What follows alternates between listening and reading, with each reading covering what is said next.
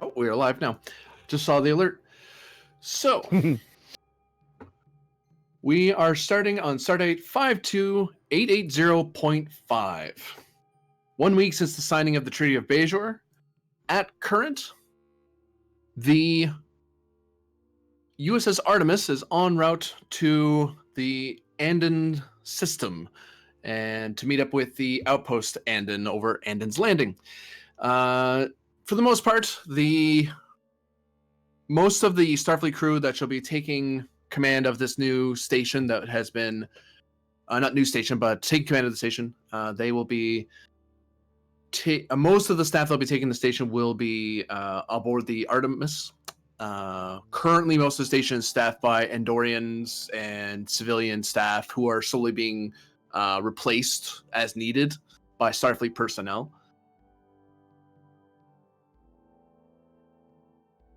At current, just to give you an idea where we are. Andon's Landing is here in the Grazer system. We're at the very frontier of Federation space. The nearest starbase is starbase 214. So it's about 2 sectors away. The long way around without cutting through the Talarian Republic. Quick primer on the Talarians. The Talarians are a militaristic race, hence why they've never joined the Federation, but they're sort of in a live and let live sort of thing. You let us do our thing, we let you do your thing. This is our space, leave us alone. And of course, this area, the orange area over here, is Tholian space. The Tholian assembly. A quick primer on Grazer. Grazer is mainly it's a resort world. People go to the moons to hang out there and see nice vistas and stuff, but no one really lives there. It's not even quite as populated as Ryza. It's just more of a place to go. And Megara is 1 sector over, and it is a colonized world, but very isolated to itself.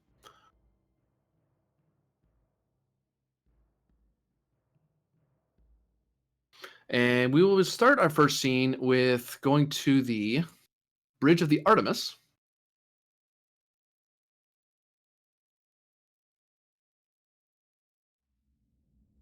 Somebody do me a favor, just because I suddenly lost my mind. Apparently, I see, like, when I pull back on another map to see where Sol is and then where Bajor is.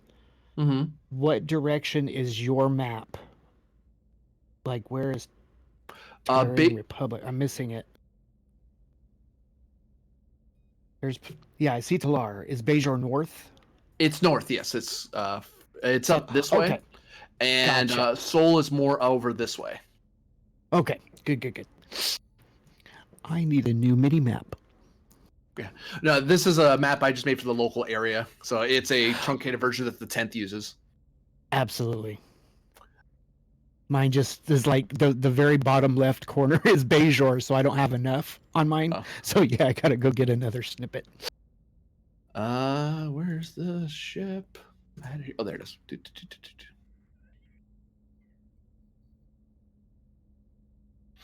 For the Artemis crew, you guys have been flying.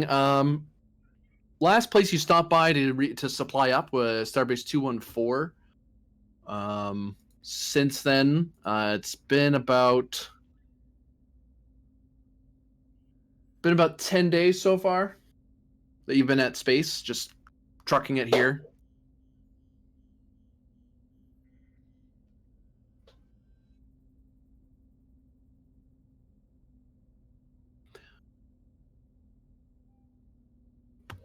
Colin reports that the Artemis is about an hour outside of entering the Andor system, the Andon system.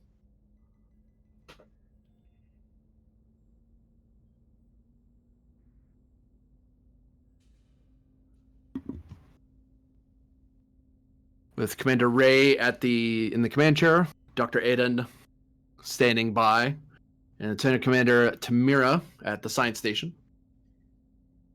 Helm, how far away are we from the Andon system? About 1 hour, sir. Okay. Oh, neat bridge.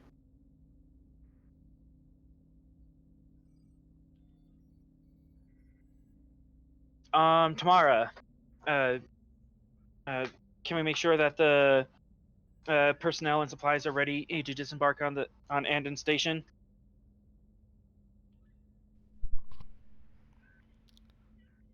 Captain, for the 7th time that you've asked me this question, I believe the supplies are already ready and prepared.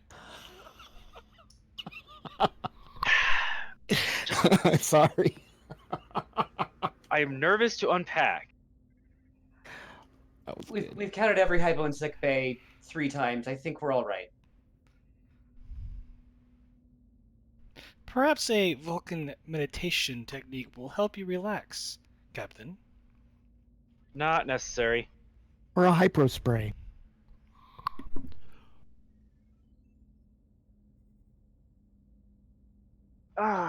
Anything on sectors? Are the Tellarians and taking notice of a Federation starship this close to their borders? Calm pipes up. Yes, sir. They've been informed by Starbase when we left, and they gave us a hail on our way about 5 days ago. They haven't said anything since then. They seem to be fine with where we are. I haven't heard anything from them since, though. Okay. Just keep standard air distance and keep channels open for them. Actually, sir, we are approaching a reasonable subspace range to hail the station.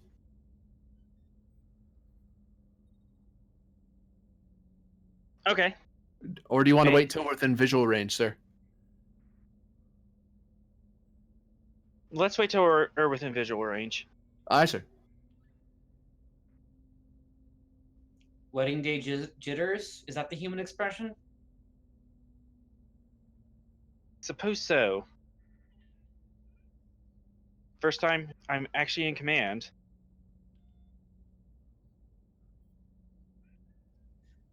Look, they gave you the pips for a reason.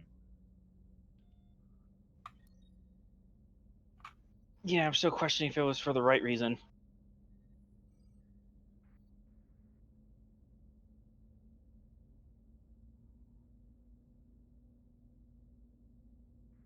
They generally don't promote you for disobeying direct orders. Well, there must be enough good to outweigh that. I mean, come on. Besides, it's the frontier, new adventures, seeking out new life forms and new civilizations. That's what we do. Yep, on a station orbiting a hunk of ice right at the Federation border. That's exactly what a seeking out new life and new civilization. Well, maybe new civilizations will come to us. Establish a Federation in presence and get people interested. Fair enough.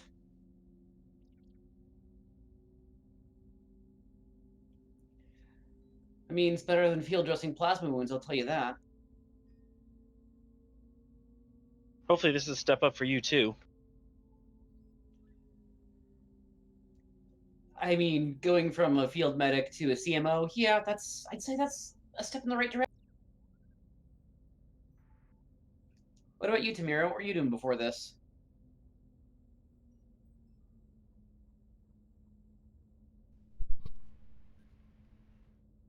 As a player, I'll get back to you as soon as I'm done writing the biography. How far are we from DS9? I know we're in the Alpha Quadrant, but that's like months away. Several hundreds of light years, Captain. Like way up there. Way up there, yeah. Okay, so nothing is going to be passing by us unless, Ooh, yeah, even let me do a screen Tholians.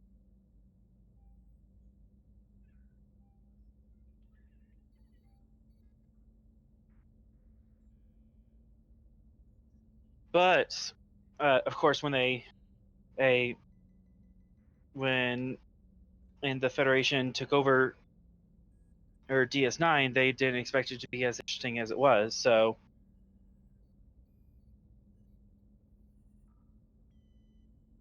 all we can do is I don't know. I don't know, sir. I think I could use a bit of boredom out in the frontier. Not sure I want to have the same excitement they did. yeah, that was a bit too exciting. I mean, to be completely honest. Yeah, if there's a mysterious stable wormhole, I'm just gonna pack my bags and go. 2 in 1 decade, yeah, that's a bit much.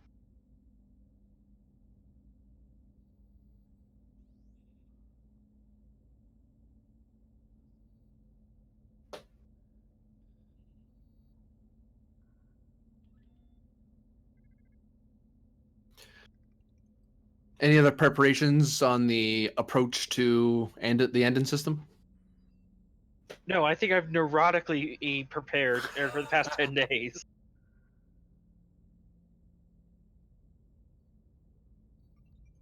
To that end, I'll actually give you a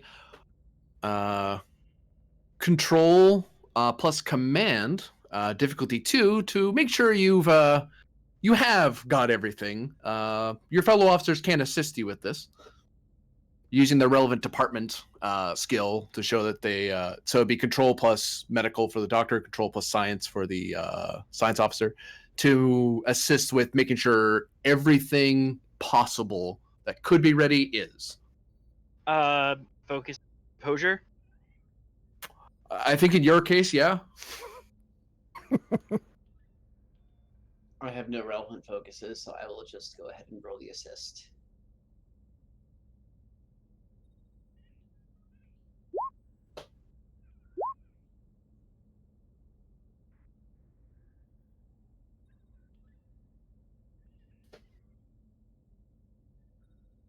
This is the point where we're like, oh damn it, I forgot my toothbrush.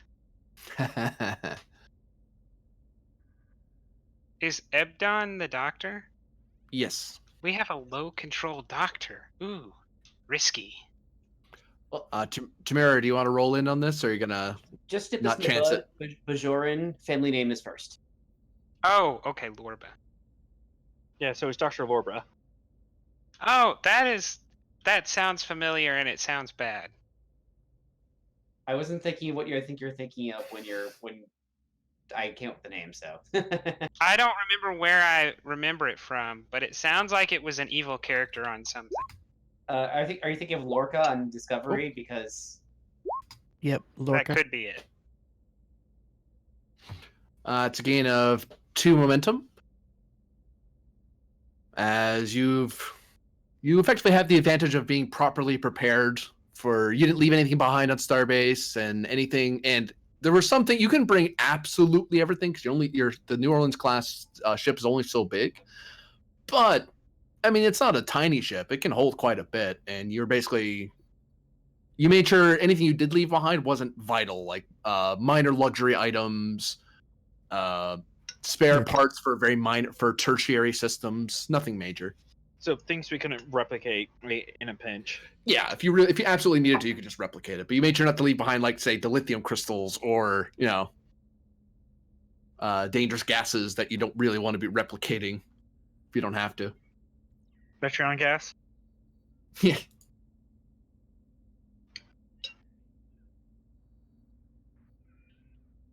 All right, Helm, bring us in.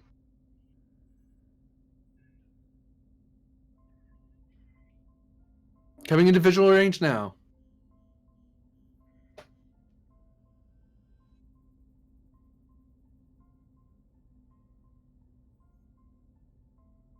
Well, she looks like an opportunity. as much as a chunk of ice could look like an opportunity, sure.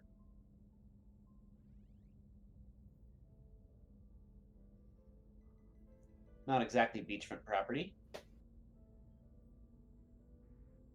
This colony's he's been here for 100 years. About that, sir.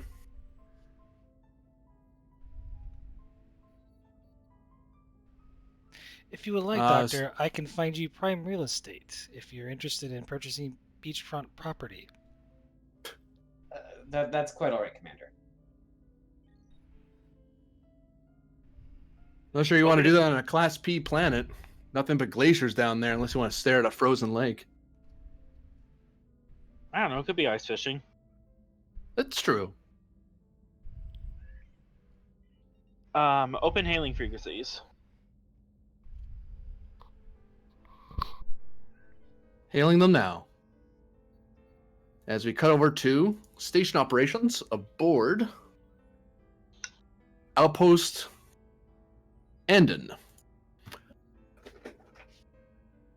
Currently in command of this civil outpost for the many years has been the Imperial Guard, who for the most part have been folded into Starfleet, but each member civilization has maintained some level of farers, military, scientists, and so on. And particularly since this is an Andorian based colony, they've left in command one of the Imperial Guard, in this case, one Thayer Shran. In the station operations in the station, there are currently 3 of the Guard still holding post, and there are 3 Starfleet counterparts who are getting ready, learning the posts. That's why they're all kind of doubled up. So you have a double up of science, double up of ops, double up of flight control, just so everyone. Because some of the Starfleet aren't really used to this older style station.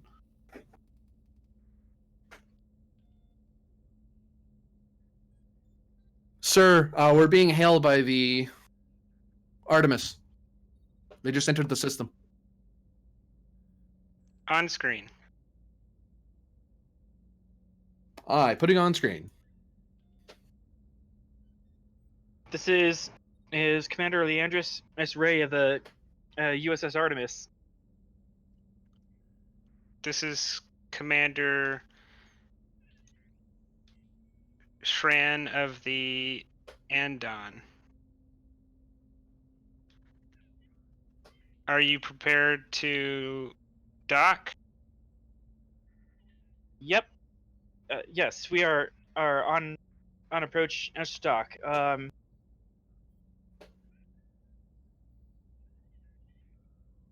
And we are awaiting the docking controls and a flight path.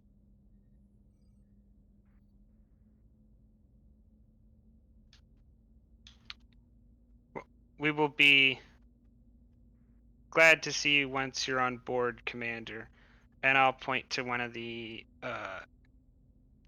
guards at the guard at the engineering station. Request helm control from the Artemis. Aye, sir. Requesting now. We have control. Hands off, Artemis. We'll bring you in. Station out.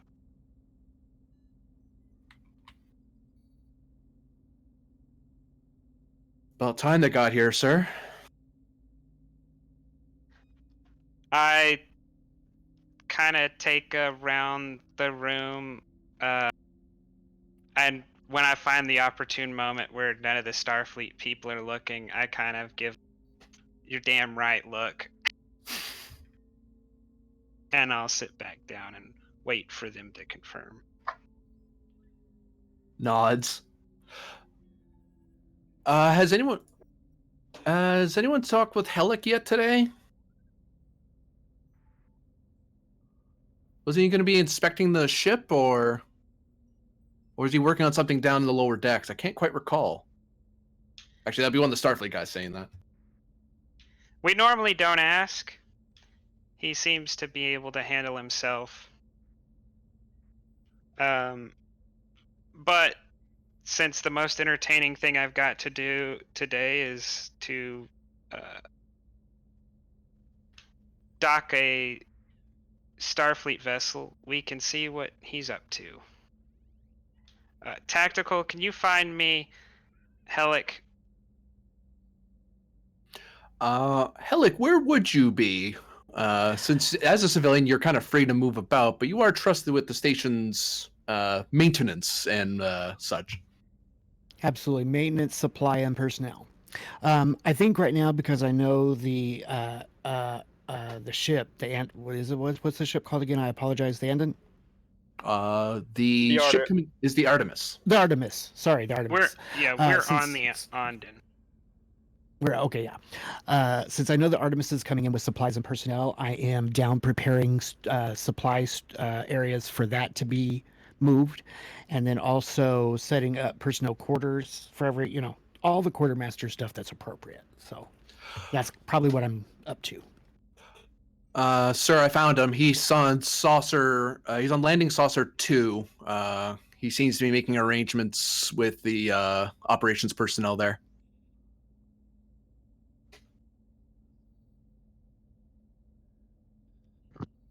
I press my chair to open a comm channel. Mr. Hellick, do you have everything you need? Oh, yes, sir. We have cargo space ready for the Artemis' supplies. And if this pad is correct with the people who are coming onto the station permanently, I have their rooms available and ready for them. A few things still are to be done, but that's what I'm working on now. Come to find some of the rooms were empty without furniture, and so I'm making sure they are furnished for the people. Well, once in everyone's career, they need to learn to tough it out a little bit. So if it's not all taken care of when they get here, I'm sure as members of a spacefaring military, they will be capable of handling it. Absolutely. So is that a notion to possibly just leave the rooms empty except for replicator and maybe a big foam pad on the floor? I learned a long time ago not to question you on matters of supply. You can finish up the supplies and leave the rest to them if you see it necessary. Absolutely. He kind of chuckles and then probably will say something to the effect of, "Would that be all, sir?"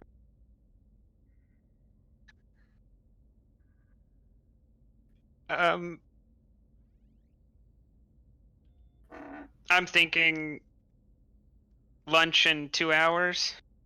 Oh, yes, that'd be perfect. I think we were trying a new plate today, right? Something Federation-ish. Well, I'll do anything once. Understood. Receiving a Arms hail out. from the planet. Who is? We are, sir. Well, yeah, I didn't know if you were going over the Artemis. Okay. On screen. On screen, you see one of the colonial bureaucrats. It's not even one of the main counselors who manage Andon's landing. It's one of the various Andorian junior officers who are dedicated toward maintaining, keeping you in the loop. And it's landing to station. You have the station here. This is Commander Shran. What can I do for you? Still waiting on that supply. We're still waiting on the supply team to, or an engineer detail to help with the geothermal tunnel. Have you heard? Is there any word from Starfleet if we're getting the supplies to start drilling? Because if we can't get the next drill bit before the season's over, we might be looking at tectonic shifts, making it very unlikely we'll get the generator up this season. They are beginning docking procedures now. I will let their commander know your needs as soon as possible. Thank you. So when we call, should we be calling for you again, or do we have to talk with this new Starfleet person? The Starfleet officers in the room kind of look a little uncomfortable, and they've had that uncomfortableness because all junior officers that enlisted, and they know they're the new blood. There hasn't been Starfleet here in a permanent component for almost a century, so they're very much feeling like out of towners in someone else's station. You can deal with me for the next week or so. I will let you know when the transition is finished. All right, Commander. Good luck. You sound like you need it more than me. Probably. Station out.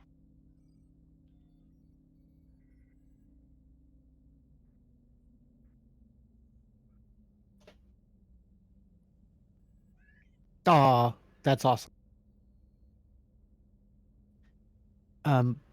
But Wolfgang, I can't move the station around on the map. It's almost like I didn't want you to do that.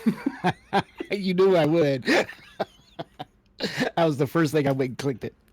So to give you a rough idea where everything is, so these are the landing platforms where larger ships, scale 3 and 4, would go. They land here and usually have a tether that connects the ship to the station, and there's a fair amount of space in that deck part as it is. Should be there. There we go. The lower sections have a lot of cargo, power generation, intense scanning at the tip that's for the planet side. The upper part has the promenade type area, residences, various other miscellaneous parts of a station. And at the very top is where the operations center is. Shuttles are usually launched out of this operational module at the top. Although sometimes worker bee, actually as the Artemis is approaching, you actually see a worker bee or two doing some work on the lower sections. So this is planet side and this is space side? Yes. All right.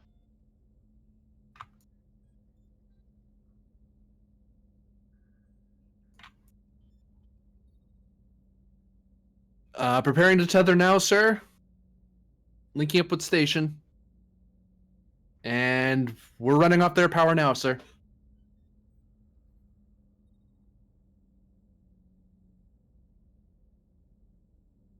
Well, welcome home.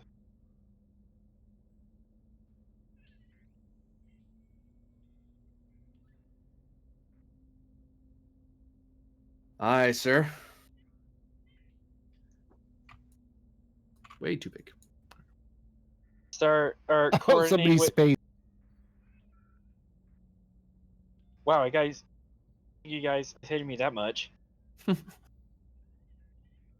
Oh, it's a coup. They're getting us all.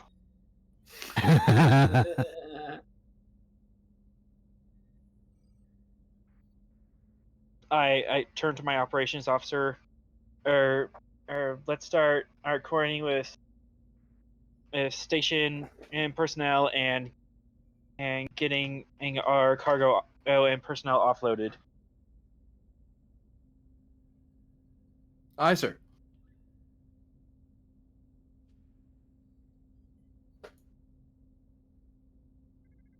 Meantime, I suppose I have a meeting with the Imperial Guard Commander or Stran.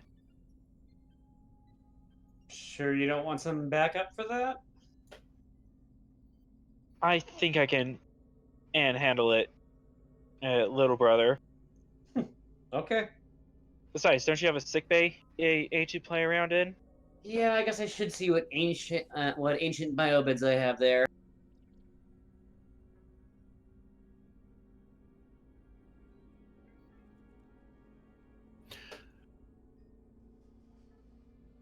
Do you guys go into the tether and basically turbo lift down, or do you beam to the saucer? I want to hoof it. I kind of want to walk the station, kind of get a feel for how it is, how everyone feels about our presence.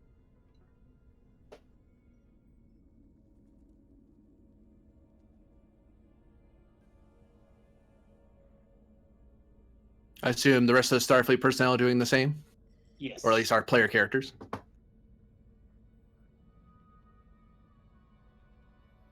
In fact, can I use once I'm like in the promenade area, can I use my empathic ability just kind of feel how everyone feels about Starfleet? Doom. No, I'm just kidding. Just an overall general mean of how everyone feels.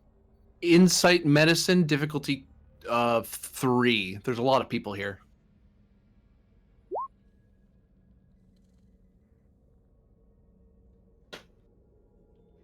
Focus on cultural studies.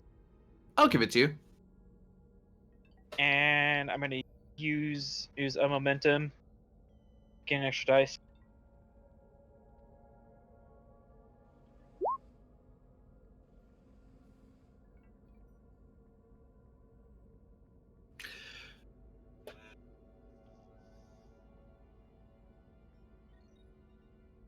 Try as you might, you try to focus on the and try to narrow and try to get a general feel, but there's a jumble, a mess of combating emotions. At a sort of succeed at cost moment, you get the general sense. All you can get is that there's Starfleet personnel here.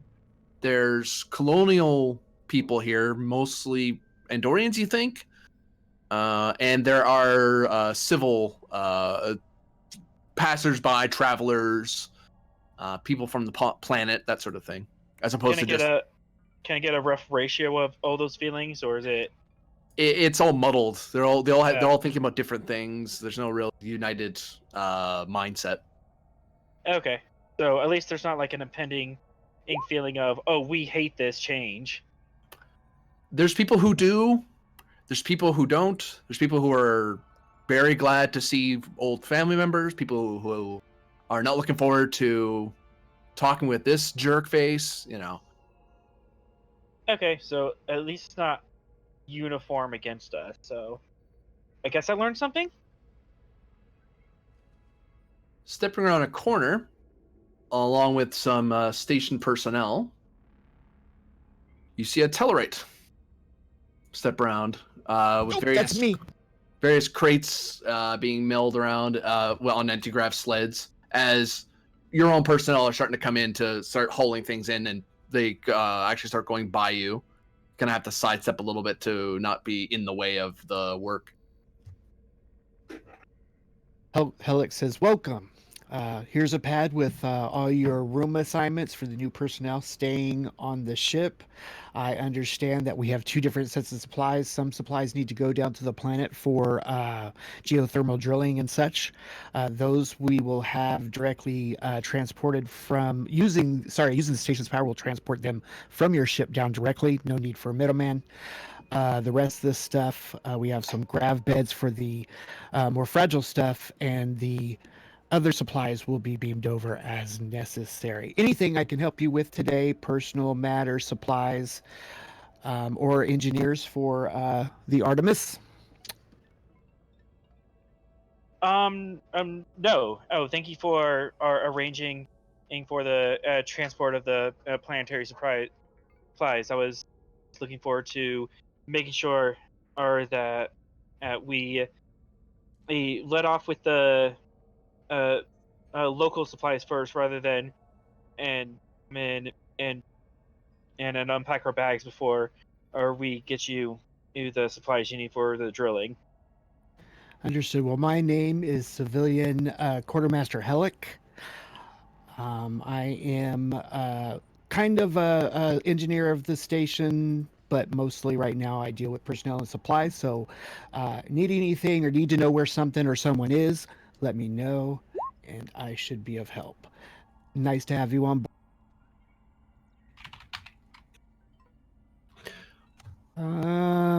Telek probably wouldn't care. He's probably used to it. I also don't want to like OC abuse that talent. Oh no. You will see in my head OCD like crazy. That's what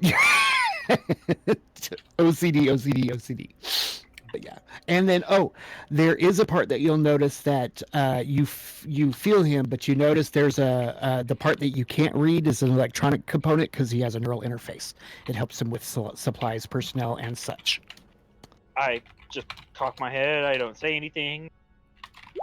Well, Hellick, I suppose. Okay. Well, okay. Hellick, I suppose we'll be coordinating with you a lot, and I'm glad to have someone of your skill set on board. Absolutely. And then his surface thoughts, like when you were reading the rest of the people, like if they're like happy or unhappy to see you or anything like that, he's actually one of those where you feel him to be neutral. For him, it's not about the people or that type of thing. It's just for him, it's more on the side are things going where they're supposed to go, or people where they're supposed to be. He's more on that level than caring that you're Starfleet or this is Andorian. You know what I mean? So he's not caring about like the long term or direction of the colony. He's more worried about like what needs to happen today. Yeah. Okay. All about the business. I like. Thank you very much. Another day on the station. Yep, you're here. Okay. You're here. You're not supposed to be there. You need to be on the other side. Exactly. So yeah. All right. I nod. Thank you very, very much, and move on. And then Helic and his supply engineers and stuff like that will start taking the grav pads towards the Artemis to get the fragile stuff that needs to be more personalized and go on his way. Oh, but he'll turn and say, "Permission to board the Artemis." Permission granted. And then he kind of smiles, right? And then he nods at you, Yeah, turns his head back and continues. Yeah, we kind of do the whole ceremony and like, okay. Right? I turn to Lorba. Did you know something about the quartermaster having some sort of or a medical implant? I wasn't briefed on it. Your brains, that something comes up in your brain scanny. Something was interfering with it. I just want to make sure that that's not going to become an issue later on. I'll take a look at his chart once I get to the infirmary and let you know if. Yes, it's a bomb. Just discreetly. And let's not go snooping any farther than we have to. Just make it seem like a routine scan. Doctor-patient confidentiality. I'll just check his chart out. If there's anything that I feel is relevant, I'll let you know. Tamir ups her eyebrow, looks at you. Commander, do you think it is wise to let a civilian embark on a Starfleet vessel who has not been cleared?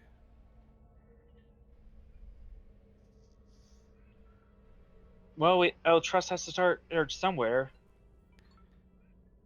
and he only has clearance for the cargo bays, anyways. Understood. I mean, we still have a full security team in there. We should be all right.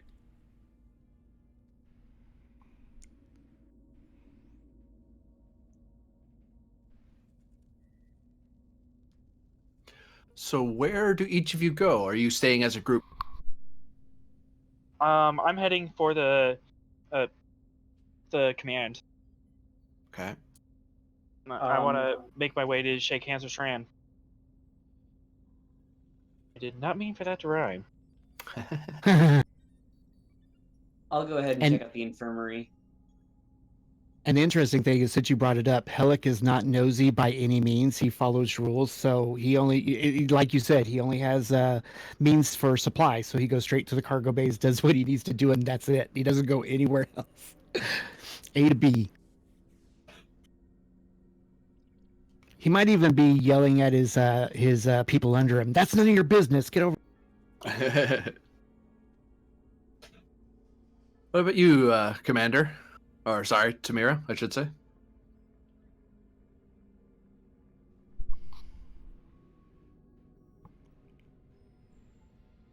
She would probably want to check out the science labs. That or the operations section.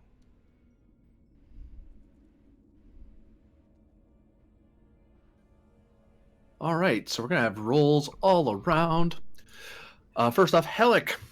As you're looking over items, the difficulty has been brought down by 1 for the check I'm about to give you, because the Starfleet guys were very... there was a few things you probably would have requisitioned because you knew a ship was coming in with another load.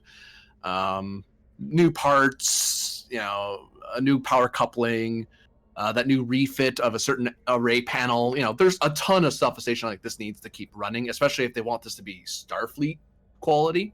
as opposed to just civil, especially with the weapons. That's a big thing. That's going to be a lot of work. Yeah. Getting everything refit to standards now. That's true. Yeah, because you're sitting on banks from like decades ago. Never Maybe really Alex updated those. excited, right? He's probably excited. It's like, oh, finally. You can give me. I'm gonna ask you for a insight plus. It's gonna be difficulty 1. And Insight plus what? I heard insight, but what was the? I'm debating. Oh, gotcha. Sorry. Insight plus command or engineering, depending on how you're basically checking to see what's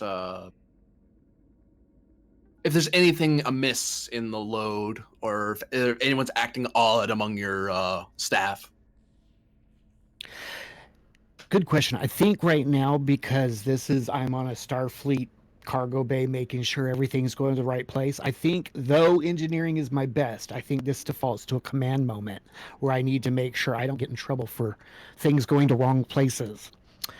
And so, yeah, I'll come from that point. Engineering repairs, no. System maintenance. Would system maintenance help in the sense of knowing what is what? Yeah, I could give you that. Okay. Focus there. And not really worried about rolling a dice. I don't have bold or cautious or any of that, so I don't need to. Yeah, so I think this is just going to be for me just a straight roll, just to see. Yeah. 2 momentum. 2 momentum gained. And so I tell my I keep thinking employees, but what's the word for my underlings? The assistants. Or a better word for assistants? I just can't think of it at the moment. It'd be assistants. Your crew. Your crew, yeah. Your quartermaster crew. So I will mention to them, all of that section in that cargo bay, please leave alone. We're beaming that straight down to the planet. That's the drilling and thermal power needs for the planet. But this stuff over here can be beamed out, but this needs to be loaded carefully on each of these grav pads. Take care. And then he'll just kind of look at everybody. And then, of course, even though everybody's moving, he'll suddenly do that. Well, get moving.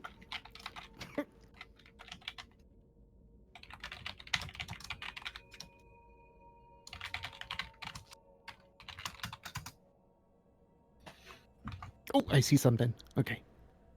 So you learn that. I'm going to cut over to someone else, but you do learn something as you're looking to find the big drill, and well, it doesn't quite pan out the way exactly you thought it was coming into. Okay, and I just have one question, hypothetically.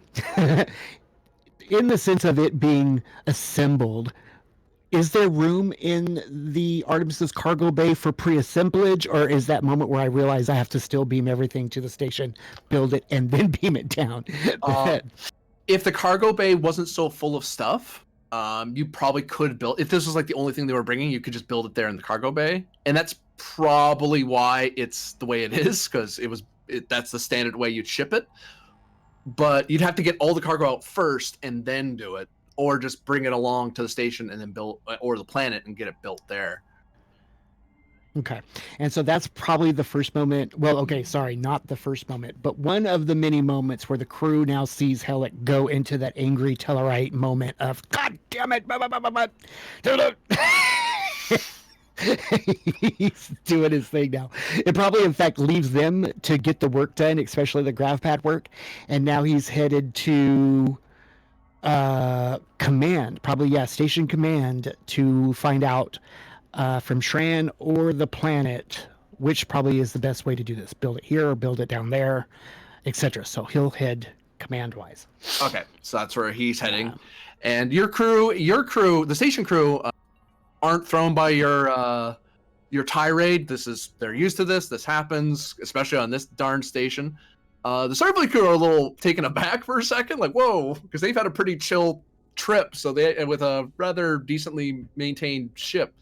And someone just exploded in their cargo bay, like, whoa, Right, and And as then I'm you- walking out, I'm like, "What are you looking at?" Leave the tolerator alone, man. Just leave it.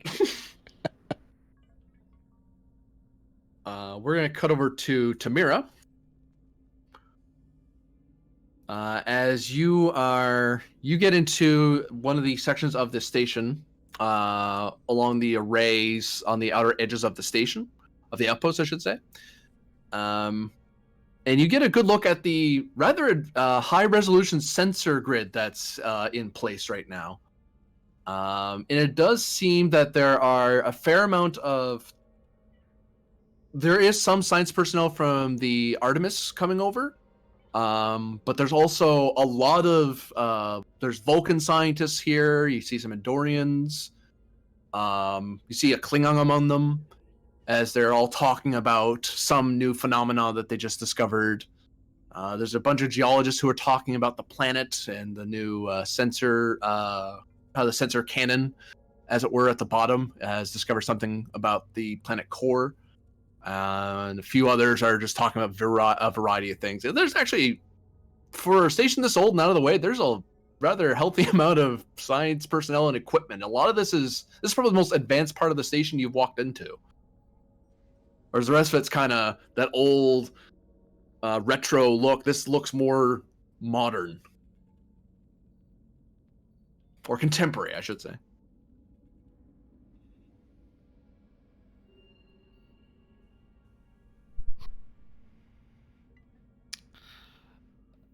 She will perk an eyebrow, make a slight comment. Fascinating.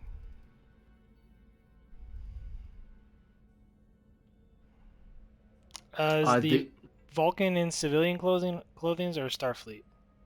A civilian. He's looks to be from his decorations. He's from the Science Academy. And she would recognize that. Yeah. She'll walk up to the Vulcan, do the typical Vulcan salute.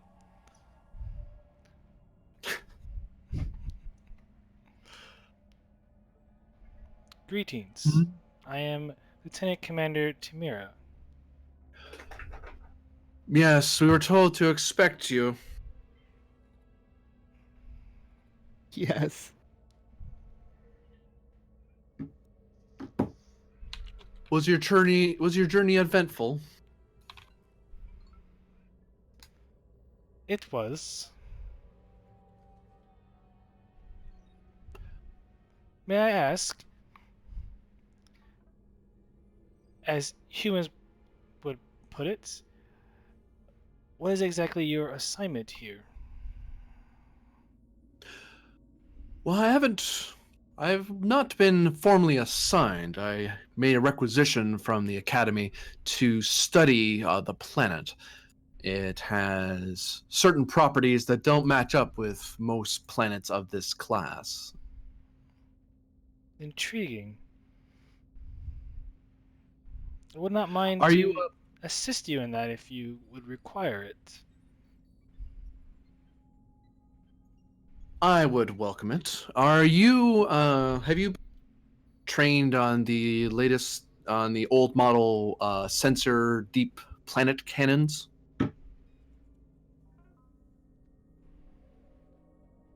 And actually with your science, I think your science is like 5, isn't it? Yeah. Yeah, it's one of the, even though it's kind of outdated and people don't use a cannon to scan things, they use arrays. Cannons have their purpose. They can scan one place really well. So if you want to scan like something, so many kilometers wide and very deep into it, like a planet, it's great. If you want to scan like the rest of space, it's not so great, especially at long distances. I am familiar with such technology. It was required studying at the Vulcan Science Academy. Oh, what was your specialty? Astrophysics. Ah. Well, he taps at the console a little bit, and you see that his console, everyone's console, calibrated instead of having a Starfleet standard or Federation standard array at the consoles. Everyone seems to have their own little. Every scientist team has their own little setup. So the Vulcan is kind of arrayed in a Vulcan science manner. The Andorian one is arrayed that way. Only the Federation scientist has it in a Starfleet-esque way, but even then, he still has his own little quirk that academics add. It's like, well, I don't like that. I want this instead. But thankfully, you are as a Vulcan, and you're talking with the array that Senva here, Dr. Senva, is showing you is familiar to you and doesn't go right over your head. You can attempt a reason or insight science to ferret out what exactly the doctor's going on about. Difficulty of 3. Sensor operations for a focus? Yep. And the station does help with this, with sensor science. I'm gonna roll it raw, so.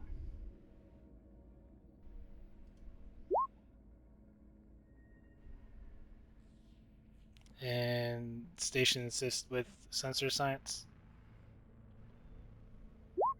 Oh, someone's got it. Blasphemy!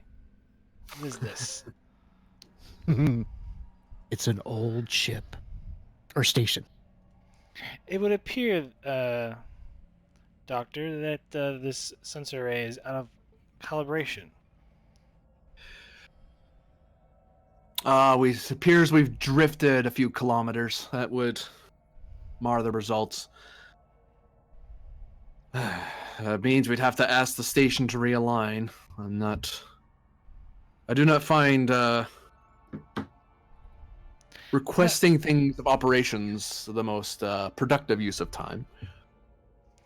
The Artemis is equipped with high-resolution sensors that are semi-adequate for your potential purpose. If you like, we can request with the commander to use these sensor arrays for whatever research that you might have.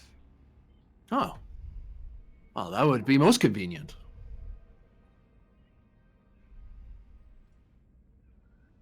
But I would need to know exactly what your research is before I can ask the commander for such an approval.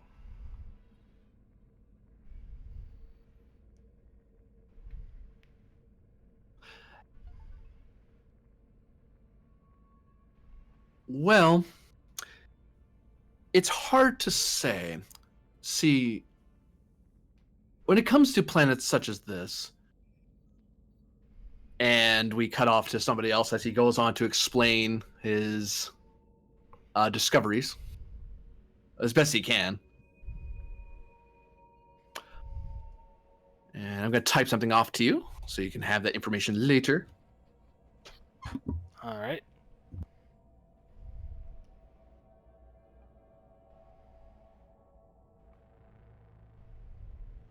Yes, Vulcans are most boring when they are together. All logical. I mean, except that one time every 7 years when it's really interesting. I'm gonna go ahead and go out on a limb and say we're not gonna require y'all to roleplay that part. I hope not. Yeah. I prefer not, but you know, headcanon is a thing. I'm kidding. I'm totally kidding. Have to keep it, TOS kind of style if it gets to that point. Just angry and You're violent. gonna have your commanding officer fight you over your wife? No. Well, on the other side, what's funny is, we always think of the 7, but we never really sit down and say, well, where are we in that 7? It could be just 6 months away.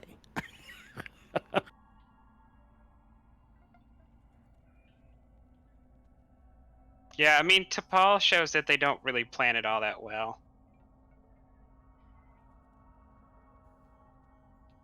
I mean, we saw it happen to Spock the one time. We saw it happen to Vorik and Tuvok, who were both in bad situations for it. And then Deanna and Paris. Well, not Paris. Before that, though, the other Vulcan who started it all. But yeah, that was Vorik. On the Voyager. That was Vorik. Oh, it was Vorik. Gotcha.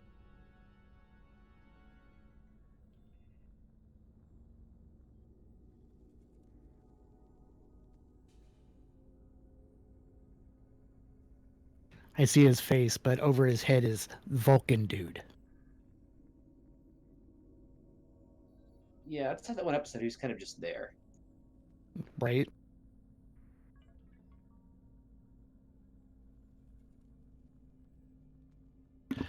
So,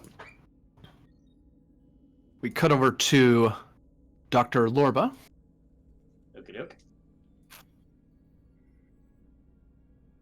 As you stroll into the medical facility on station. Mhm. And you actually find it just off the promenade. And you actually see a few of the medical staff pouring in. And I'm about to get you there in a second because it has its own little thing. Oh, neat. What? A sick bay with a view. How nice.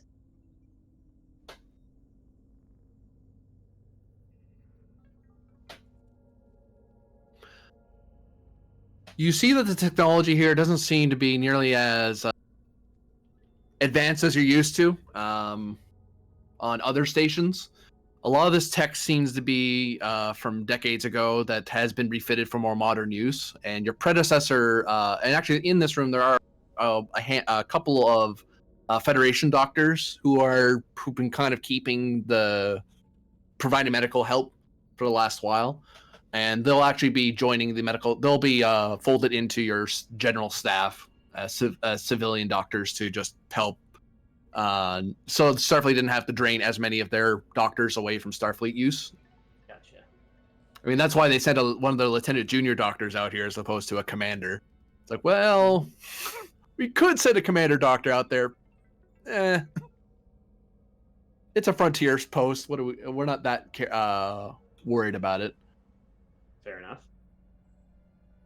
A sentiment that the doctors here don't really appreciate much, because this is definitely a station that's where a lot of the medical supplies get shunted straight to the colony, which is fine. The colony doesn't need it, but especially with the amount of people that live down there. But there are some things that up here on the station they need to address immediately, and they just don't have the resources. That said, this place does, even though the tech isn't there, because of the amount of trained and experienced frontier doctors here, some of them nurses, some of them just medically trained people who come and go. You do learn that this place actually seems to be better at handling medical issues than the Artemis. Not by much, because the Artemis has the tech, but the station has the personnel. Fair enough. So, any dermal regenerators here that are less than 5 years old by any chance? No, Doctor. We were kind of hoping that was coming with you. Yeah, we should be getting some supplies in once your quartermaster gets us all set up. On cue, a grav lift, an anti-grav lift gets wheeled in by some crew as they start unloading crates. Speak of the power wraiths, come on in. And boxes get moved around. You can give me insight medicine, difficulty of 1. Again, this is reducing difficulty because you're not concerned about the supplies. You know the supplies you wanted are here because you've been spending the last 10 days double checking it like crazy because the commander wouldn't leave you alone about it. But hey, it's all there. But there might be something here going on that you need to see. Okay. What did you say the difficulty was? Difficulty 1. 1, thankfully. Cool. That's 1 momentum. 1 momentum gained.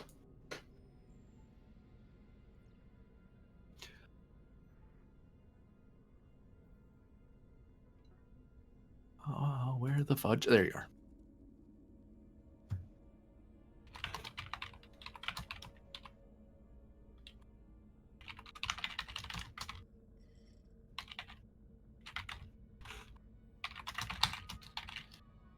And you're kind of looking through the crates, helping unload stuff. That some people are reporting to you what they found, where they put things. There's a few times where you tell them there's certain chemicals that need storage, and they tell you that they can't store it in here because they don't have the proper storage facilities. They have to store it outside the med bay in the cargo area, because it's the only place that has a safe enough spot to put that.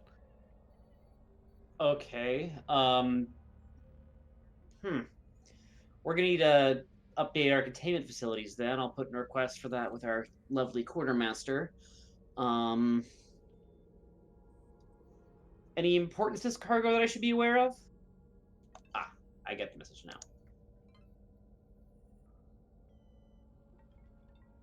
Huh? Is it safe to be transported in an emergency?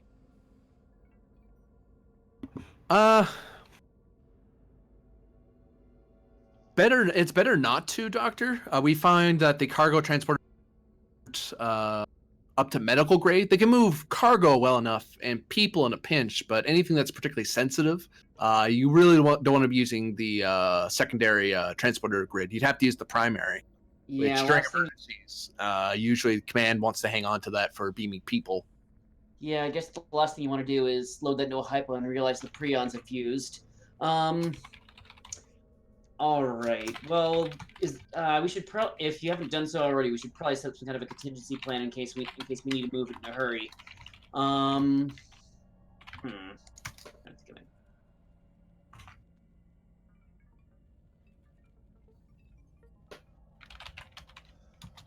All right. Anything I should be aware of? Any infectious disease that's been running around? Anyone with recurring injuries that need continual treatment? And some of the doctors look among each other, unsettled by the question. You're gonna have to give me presence plus medicine or command to get them to answer you. They kind of talk around the question, like they're trying to get you to change subject, like they really don't want to talk about it. Would a persuasion focus apply here? Yeah, you're here to help.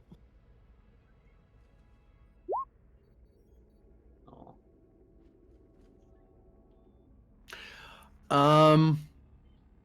They give you a lot of general answers.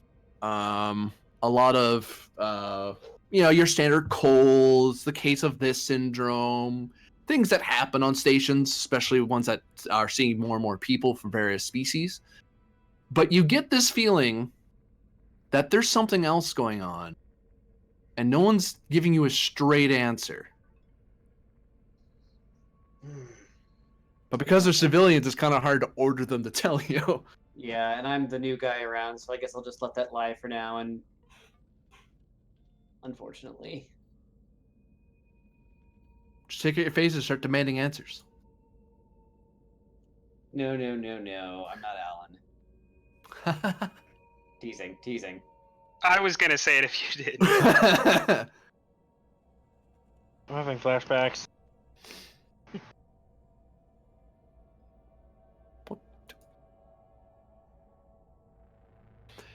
Commander, you step in. We have a new scene as the commander steps in station operations.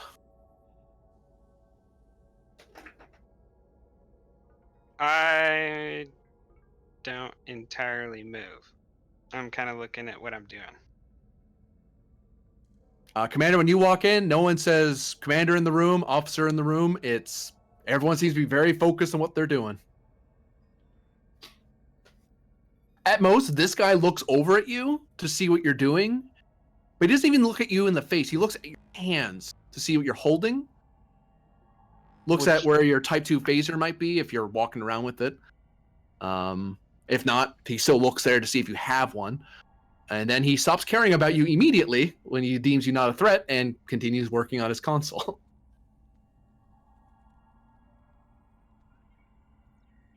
Ahem. I kind of swivel in my chair around. Yes, Oh, you are Greetings. commander of the Artemis. And I'll Yes. step up the chair and walk toward. I extend my hand in greeting. Greetings. I'm Commander Leandros Isray. I'll shake his hand. Guys, commander, on your feet. The other two kind of, huh? Oh, and they kind of get to their feet at attention when they realize you're there. The Andorians just kind of, and they just keep working because they don't have to stand at attention. I nod in recognition of the junior officers and thank you. And kind of nod at them to, okay, you did the thing, now get back to work. There's a brief moment where they look at Tran. They seem embarrassed that they did that, and you can feel that feeling of they don't think of you as the commander. Like their first thought isn't you're the guy in charge. They're looking at him. Yeah, I'd kind of give a swirl of the hand, like a, wrap it up kind of thing. Interesting. Well, Shran, I was hoping that you and I could talk in private and discuss Yes. logistics. Your new office is somewhat out of the way, but my office is right here attached to ops, so we could have this meeting in my office. Yours is more approachable and open to the public, we should say. As security officer, or as the now security officer, no longer commander, mine is more secluded for security reasons. And I'll start walking towards the office. Oh, we'll see about that. He took the good office, didn't he? Oh yeah, this is the station commander's office. I mean, if you had some plans, it might say that, but it doesn't say that over the door. No, but walking in, you've seen old style Federation outposts in Hollow novels. Yeah, this looks like the commander's office. Although then again, when it comes to civil stations, every room is whatever you want it to be, depending on what the station needs. Especially a frontier station. Well, I suppose I should look at my assigned office before I start.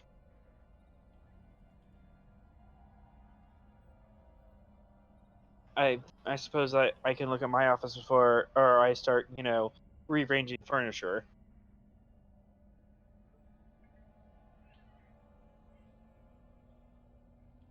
So I sit down. Is his office sparsely populated? Is there any personal effects? No, it's highly personalized. Okay, I want to know what I can read about you from your personal effects. Just like what you see. Yeah, just what I see. I mean, the furniture is nice. Obviously, someone who's been in the service a while will have accumulated some small modicum of wealth, so there is some nice trappings. And then there's going to be trinket. Most notably, there will be Beta Z and Beta Z trinkets, some Andorian trinkets, and some military equipment on one of the walls. Like old school. No, Andorian? if I was about if someone was about to get in a fight, this is this shelf is the shelf they'd want to be in front of.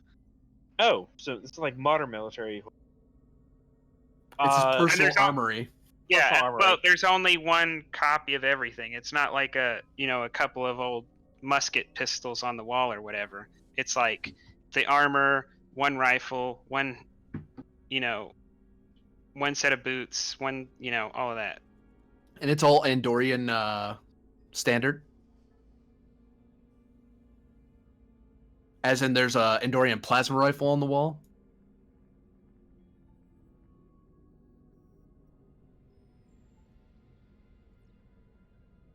I'm also curious about the Beta Z and objects.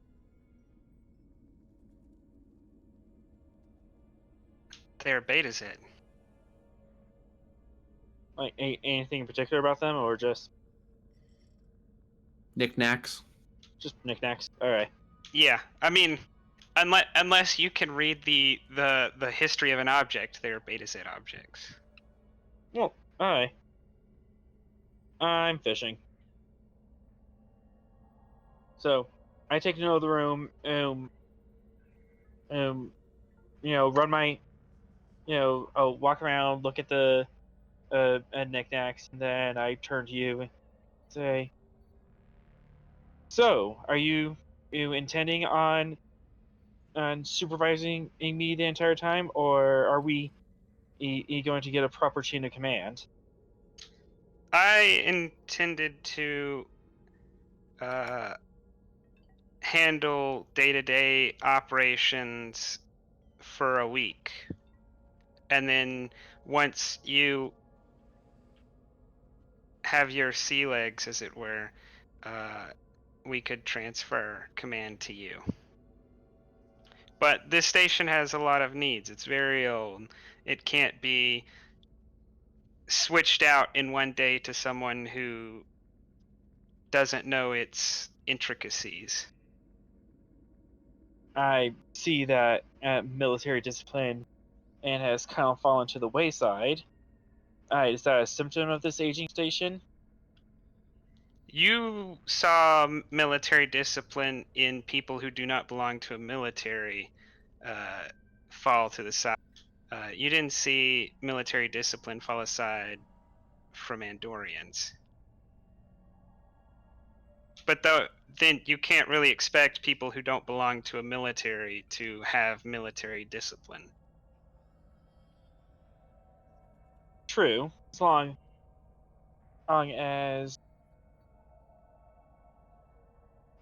as we're all getting along. I know you're probably not happy about having Starfleet step on your toes and run in to take over your station, but I want to assure you we're here to help in any way we can. Oh, there's no offense taken. This is not my station. This is your station to command. Not The like door this- chime. I don't answer it right away. Okay. I kind of look towards it, but I say, like, this is my office, and I have my quarters and my equipment, but the station itself is yours. And then I'll go to open the door. As long as we're clear on that. You see a Starfleet yeoman with a pad in hand. I'll take the pad. What do you need? We have a hail from one of the Artemis to Commander Ray. You can take it out. I suppose I can take it in. I kind of point Gotcha. towards the ops, and I walk out there. I patch myself in as Commander Ray to the Artemis. I don't take the center chair. I go stand behind some of the Andorians. I experimentally take the center chair. The Andorians look over to see you take the chair. They look at Shran, and I put like a hold on a minute kind of hand, like a firm. Don't worry about it. Starfleet guys seem a little more comfortable. Over audio, you hear the voice of your science officer. And Lupian, science officer, you did try to tap your comm badge and hail him directly. You were intercepted by station operations and were told to hold as they went to get the commander. Commander, I believe new protocol must be established here, but in either case, I would like to request that a Dr. Seva and I join me on the Artemis. I wish to help him with one of his research projects here. What sort of research project? Can I pull up his file while they're talking about it? Yeah, you can. I would like I motion, and can I have a copy of that file? Or can I pull it up on my chair? The doctor is investigating a powerful energy signature halfway towards the planet's core. is a very unusual power signature.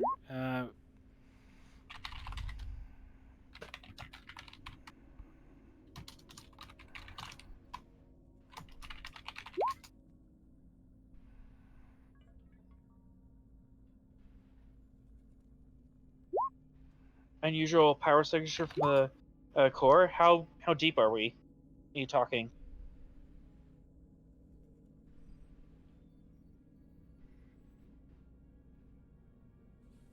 That is what requires further study, Commander. Can you give me numbers? How large is it? And what's the energy reading?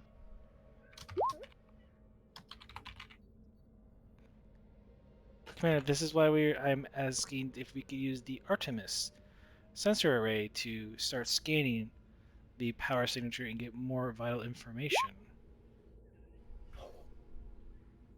Oh no. Um, This is looking up the file there, Commander. Okay. Yeah. I was trying to see if there's any focus I could throw at it, but oh no. Well, It's you still make it, but there's a complication on the table. How do we get a complication pulling up a intel file? one of the Andorians sprained his finger. Or it's blocked by some type of security or all Well, we types did of. succeed, so we should still get the data.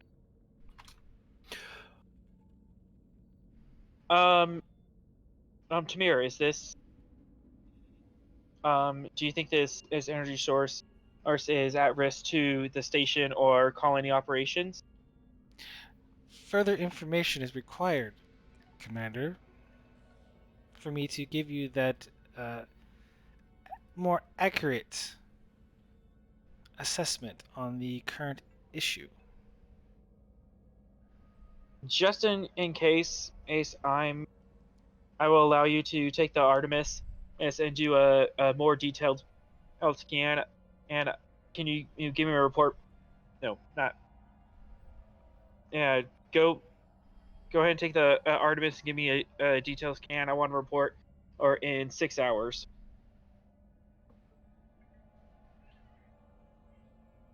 Would you like to leave on your ship, Commander?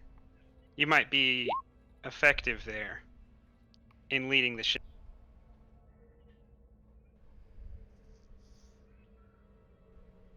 Tamir, do you think you can handle command of a ship doing a planetary scan? I have led many successful away missions, Commander. I believe one standard orbit and scan of a planetary body is quite trivial. I will let you have lead on this, as I have some business is here to do on Andon Station. Understood. Station out. And Helix steps in right about then, because a bit to get up here after his work.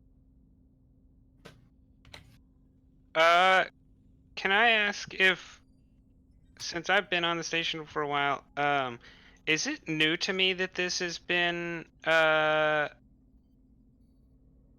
some of this has been classified? No, this is, there's a time once in a while where the Federation will send someone to do work on something or another, or they'll be in the sector and do something or another. Andorians do that. This guy didn't really come up on your radar because all he was really doing was some classified research on planetary scanning. Okay. Can I see if any level of codes will help me declassify this? Or do I get do all my codes get rejected? All your codes get rejected. And actually, you do know from previous experience there, Shran, that because it's classified, whenever someone has a classified project and they arrive at the station, if the planetary administration can't get access to it, they usually don't let people down unless there's a Starfleet person with them. Can I get access to the project using my command codes? You can try Presence plus Con difficulty 2 to see if you can get it unlocked. Focus in interstellar law. Yes. That stretch. Okay. Yep.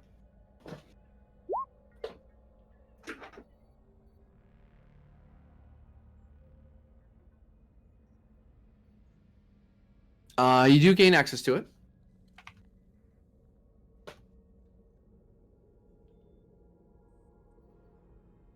And you can also pass on that access to other people as well if you want. But you've gained access because you're a Starfleet command level officer in the relevant area, so you're considered a need-to-know person. Yeah, I'll pass that on to Shran as well.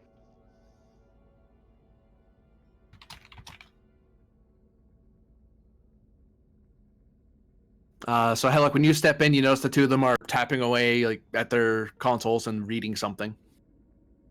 Some of the room kind of nods at you, recognizing that they recognize a face that's there. Even the Starfleet people are like, "Oh, it's him," and they continue on because they figure you're here for a reason. Oh, look, everybody's made friends. We have a problem. Well, I mean, it's all depends. Our geothermal drill for the planet has come in pieces and parts, which the big words assembly required across the cargo box, but it cannot be built on the Artemis. So I need to know from the planet if they have space to build it there, if it's more conducive to build it there, or if it's a moment where they need it built up here on the station, and then we use the station to beam it and lock it and dock it in place. Until then, that will be will stay in the cargo of the Artemis until we know what to do with that.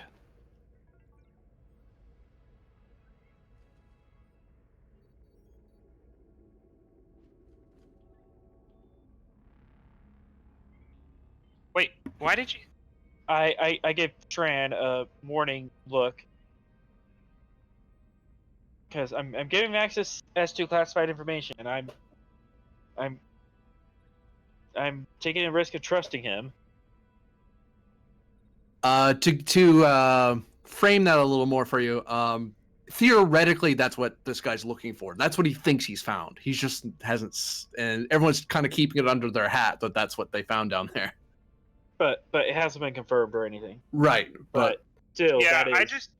I just without looking like anything has happened or acknowledging anything, I just take all the information I've been giving it and lock it up behind something personal and push it to the side. Okay. Yeah, because I will point out I didn't at any point acknowledge to you that I was looking that up. So to my character, you just sent that to me 100% without it being prompted. So And that's he's kind of not what sure that. Yeah. That's kind of what I intended. Just as okay, I'm not trying to hide information with that I don't need to. But I turn to, I'm done with that moment. I turn to Helek. What kind of time frame are we looking at on unloading this drill? Is it in the way of removing other cargo? Do we need to deal with this immediately, or? Depends all on the needs of the planet, sir. We're gonna need to use your engineer. Which I don't. Yeah, Well, they are here they are here for the project, but yes. it's not needed to be moved until we find out where to build it. If we build it on the station, then we'll beam it there. If it's going to be built on the planet, then we'll beam it to the planet. It takes a considerable. It's a big item we're talking about here, and so last Okay. thing we need is issues beaming it from place to place to place, if you know what I mean. Geothermal drilling is very technical procedure, and I don't think they want any of it accidentally out of phase, or you know what I mean. He kind of nods. I turn to the con officer. Hail the colony. Let's speak with them and see where they need this. I kind of step up right next to where the commander is, and kind of like I step in front of him like 1 inch, and I kind of let's give it a week, and then I wait for the hail to go through. On screen, you see a Andorian woman. She seems to be in civil garments. This is Planetary Administration. How can I help you, Station? I should know her name, right? Yep, you know who she is. It is. I step out of the chair and air before the hail goes through. And okay, let's not rustle any feathers.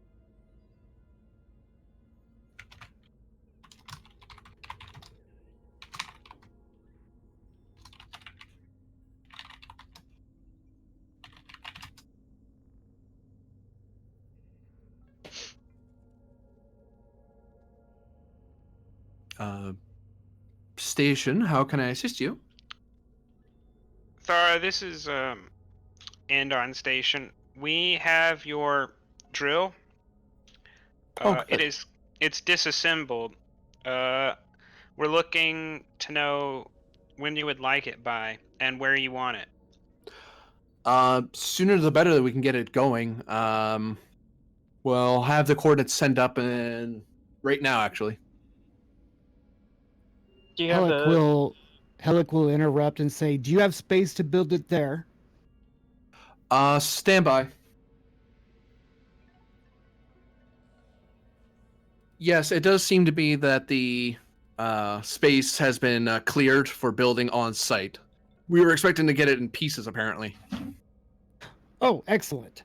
And so Helic will, like, not paying attention to you guys, turn around and head towards the back to thing, and then really quickly he'll turn back and say, "Oh yeah, by the way, let me know when both of you need the office switched out," as he points down to the office here, and then heads in there, and the door's shut to the turbolift. Just turn to Shran, raise an eyebrow, shrug it off. He's trying to grift you. It's okay. Never gonna get a handle on Tellarites. Are we having the Starfleet personnel come down to help build it, or? I Yes, we look will towards the have- command. Yes, as we will have engineering crews beam down with the drill to assist in assembly. All right, we'll get the deep elevator set up so we can set it at the proper level, and we'll have our personnel waiting for you.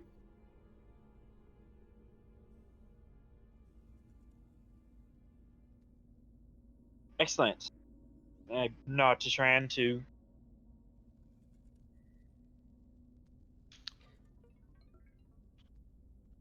And on out. And I'll click it off. Screen goes blank.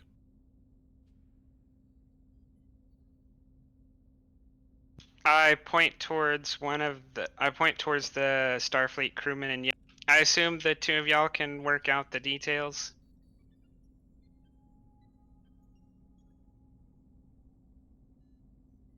Yes. What rank is the con officer? This ops guy is a petty officer. Yes, Yeah. yes, petty officer. Sir. Assistant in coordinating with the colony on beaming down crew and the geothermal drill. Make sure that goes smoothly. Sir, given the high-tech nature of the device, you'll need to one of the senior staff will have to sign off on its handoff once it's put the parts are put into place. We'll probably also need to work with Helic to make sure that every crate that was supposed to go down does go down and goes to the right spot. Well, if it absolutely needs to be done, I always have reasons to go down to the surface. And One of those was gonna. let's get everything beamed down first, and then we can argue who signs off on it. Sir, we're getting a message from Medbay. It seems to be the new chief medical officer. Oh, Andon. On screen or on speaker.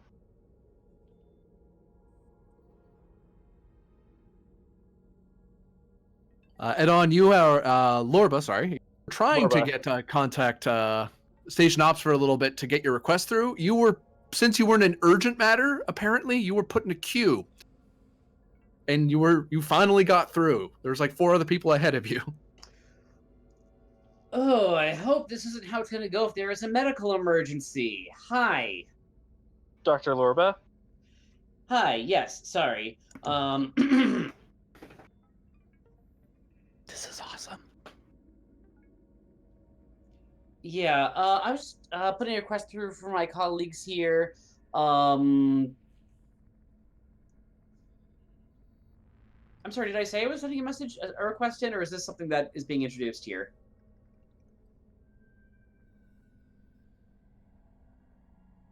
Remember, you're looking to get more. Right. And plus, you don't have proper containment units. Right. And you have doctors who aren't telling you stuff. Yeah, I'm sorry, my bad. It's okay. New character. We have a shipment of medicine in for the colony, and sickbay doesn't have proper containment units for it. I was hoping we can grab some stasis units. We could transfer some stasis units in from the Artemis if possible. Lieutenant Commander Tamir was set to take off with the Artemis momentarily. But if it's a critical issue, I can tell him to hold off until you unload the stasis units. I mean, if the Artemis's mission is urgent, it can wait. But I'd rather not have to have all this medicine held up from a cargo bay in an emergency. I guess it's your call, Commander. How critical is the medicine, and will it keep in the cargo bay, or is it more of an issue of access? It's more an issue of access. It shouldn't decay in the cargo bay too bad. My concern is if we do have a medical emergency and it's required, getting it here all the way from the cargo bay. I mean, you really shouldn't use a transporter on this stuff. So it's not urgent until it is. If that helps you at all. Right. Lovely. How long will it take to retrieve stasis units and from the Artemis and install them? Is there a role to make an educated guess about that? To make sure that happens correctly, it would be presence engineering or presence con difficulty 2 to get it done in a timely manner. Otherwise, you risk delaying the Artemis on their mission and delaying getting the drill down. Presence and con, you say? Yep, presence con or presence engineering. If someone else wants to take the lead on that, those are very bad rules for me. You know what, Dr. Lorba, I'll head down to the Artemis right now and make sure you get those stasis units. All right, thanks. I can take a lead on that. I lean over one of the Andorians to see if the Artemis is still even docked on the station. Yeah, correct me if I'm wrong, Tamira, but I don't think you were given clearance to leave. No, so there was Oh, no you weren't? clearance to leave at all. Like, he just stops. He's just like, I'm like, okay. Well, it seems to be still there. And heck, Tamira is still waiting. Apparently, she was put on hold. Oh, I turn around. Did I miss that bit of techno babble? Whoops. You just went into like looking up the information on the doctor and then just got completely sidetracked. I turn around to the command. Okay. To the command. You're in luck, Commander. Your ship is somewhat behind on its departure. Okay. I'm gonna start making my way to the Artemis. As I'll tap my comm badge to get a hold of Tamir. Commander Ray to Tamir. I should have the chirp. Commander, is everything all right? You briefly put me on hold and never got back to me. Yeah, there's some logistical stuff with the. There's going to be a logistical holdup on the Artemis. We still have supplies that need to be disembarked from the Artemis before I can allow you to take it out. Could we not use the cargo transporters to increase efficiency of getting the cargo to its destination, Commander? Some of these supplies can't be transported, and some of it has to go down onto the planet's surface. Yes, I'm heading to the Artemis now to expedite unloading the cargo, so you can go on your away mission. If you believe this is a critical matter, I believe the station is equipped with runabouts. If that would be sufficient for your mission, and I'll allow you to disembark with one of the runabouts. The Artemis is crucial in this matter, Commander, as the sensors are the required component for this research project. And you're gonna have to wait till she's unloaded. Understood.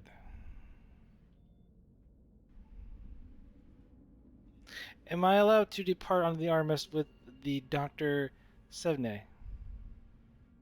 Or Senve? Once we get some critical, time-sensitive components off the Artemis, and she will be cleared to disembark. I was asking if the doctor has permission to board the vessel, Commander. This is the doctor that's the lead scientist you were talking about? That is correct. Yes, as he has permission to board as a mission specialist. Understood. We will await for you on the bridge at the appropriate time, Commander. Ray out. Is Starfleet always this efficient? At times. That in is times like this, unfortunate. I like to recite the words of our Vulcan lessons as a child. Oh, which one would that be?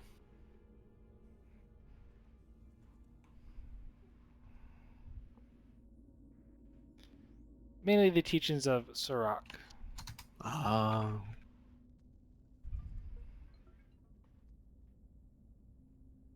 So you two head on to the ship, I believe. And I'm going to be on the docking pad. I'm going to be rallying the troops. Do I see Helic there? Helic has moved to the Artemis's cargo bay, where some of the engineers are. Do I know how many engineering crews I have that are going to the planet? Like, do I know those? I probably already know those logistics, right? Like, how many are going down there, how many are. Yeah. Yeah, and so I've already. If you head to the cargo bay, you'll see that I've gotten two of the groups together, and I am beaming them down first to be ready for the equipment to start beaming down so that it can move it and start rearranging it in the correct procedure for building. And then once all the equipment is down there, they are to wait for my arrival to make sure that the thing is built correctly.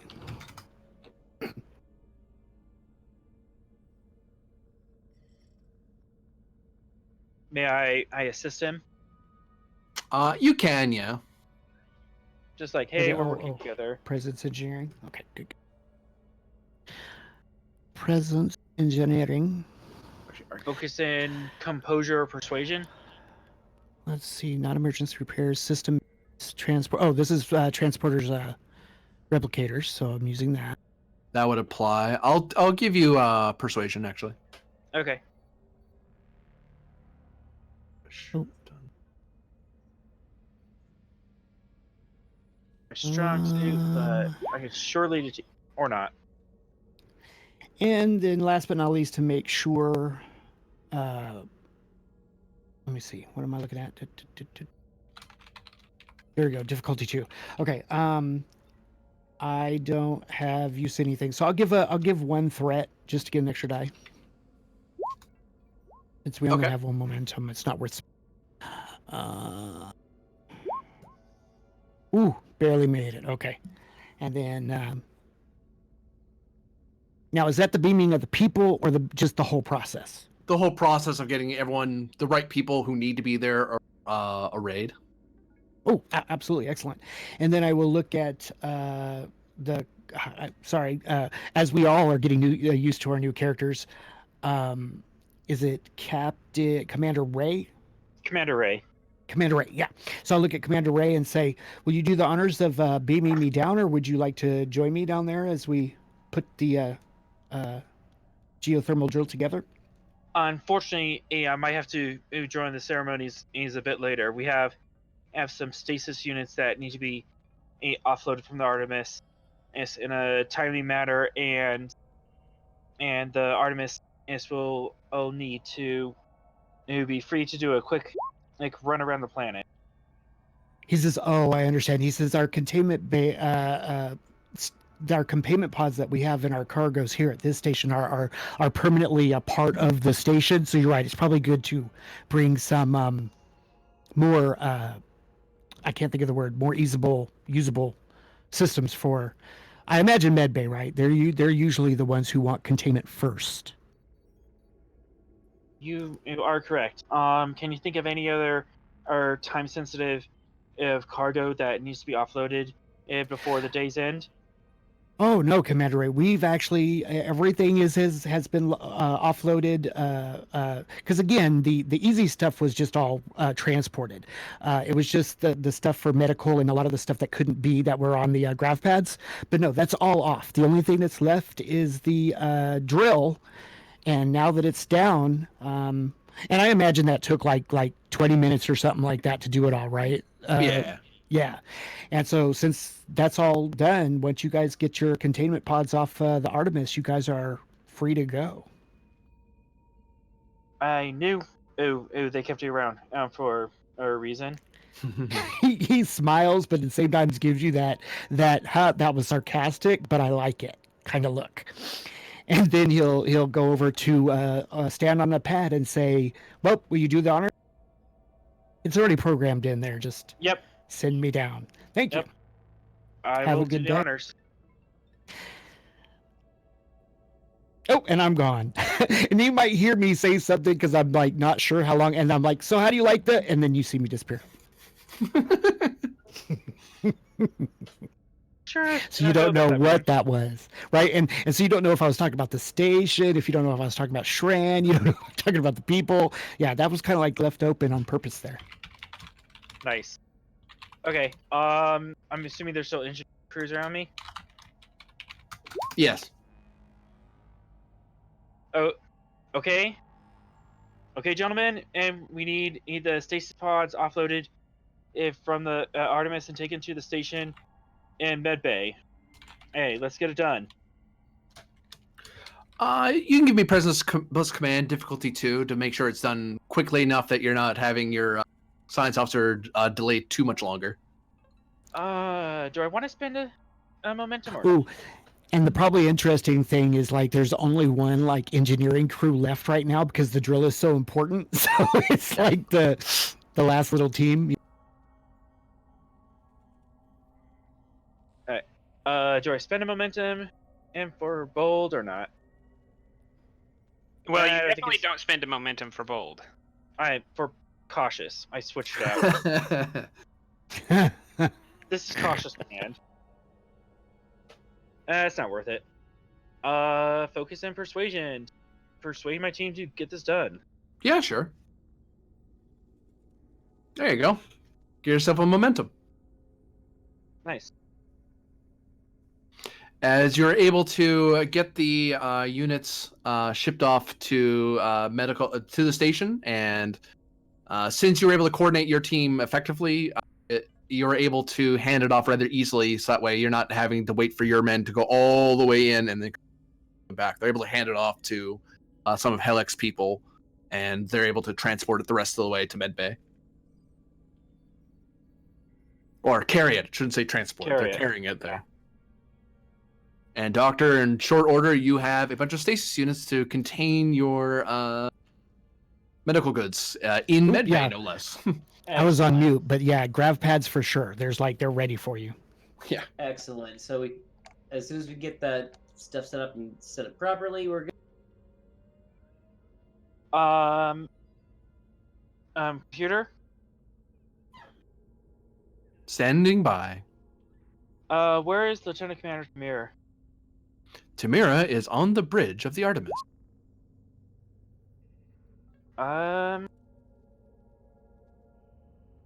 Okay, I'll go to the bridge.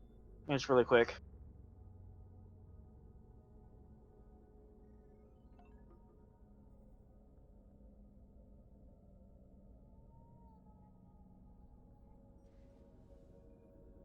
Whoops.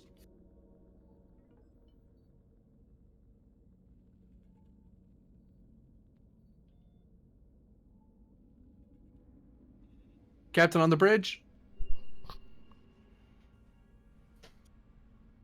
Okay. Looks like the Artemis is all tied up and ready to go. Very well. Captain, are you joining us? I just wanted it to come up here and I should be over here. yeah, and touch bases with you before, or I hand you the con, so to speak. Very well.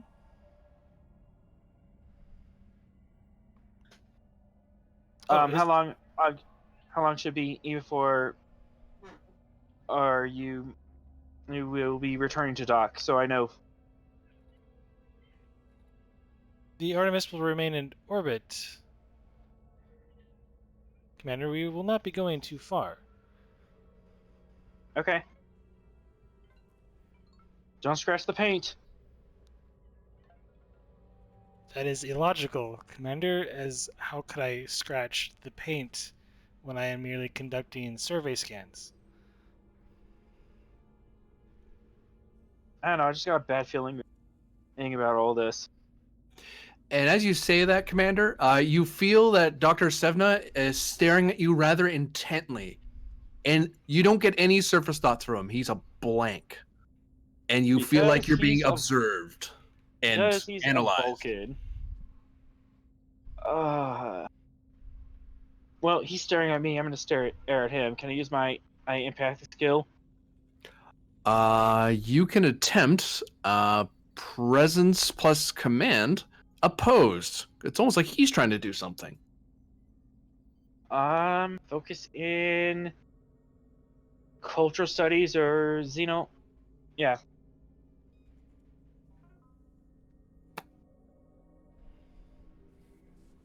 I'll give either of those to you at increased complication. Let's try this. And I'll take a momentum for an extra dice. And a reroll.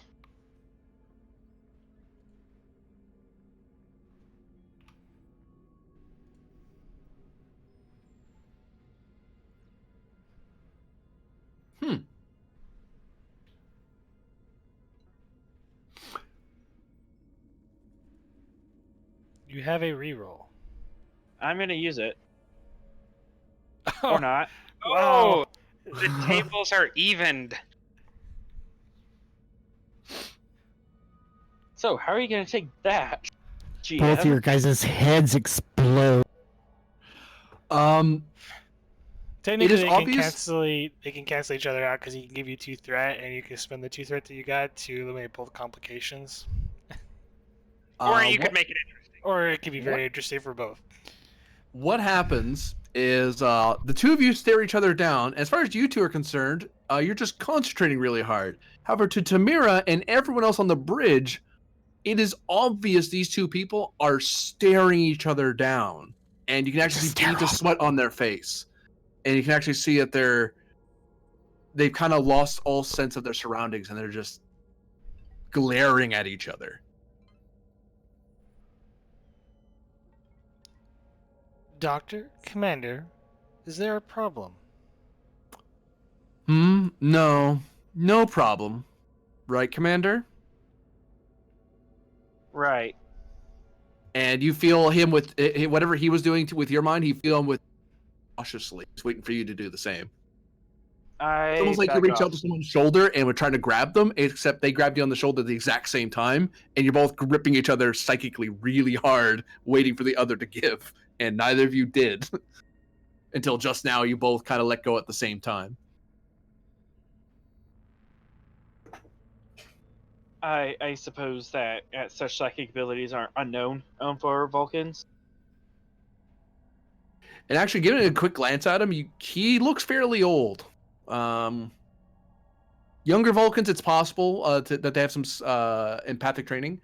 Older ones tend to be a little more robust and may have specialized training. So he definitely outclassed me. You tied because you met a wall and then you felt resistance. So he didn't learn anything about you. You didn't learn anything about him unless you pushed each other again harder. But that would be straight up like just trying to psychically invade someone else's mind. Yep, that's a bit much. So I'm just gonna look at the doctor once again. Look at the commander. Keep us posted, and you have the con. You are free to disembark. And I leave. Doctor, do you care to elaborate on the current exchange?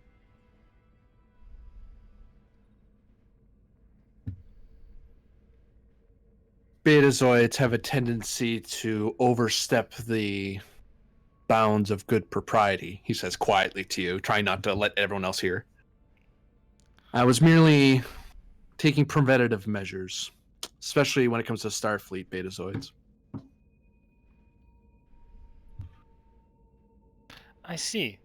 So then you are quite trained in the mind meld and other various activities.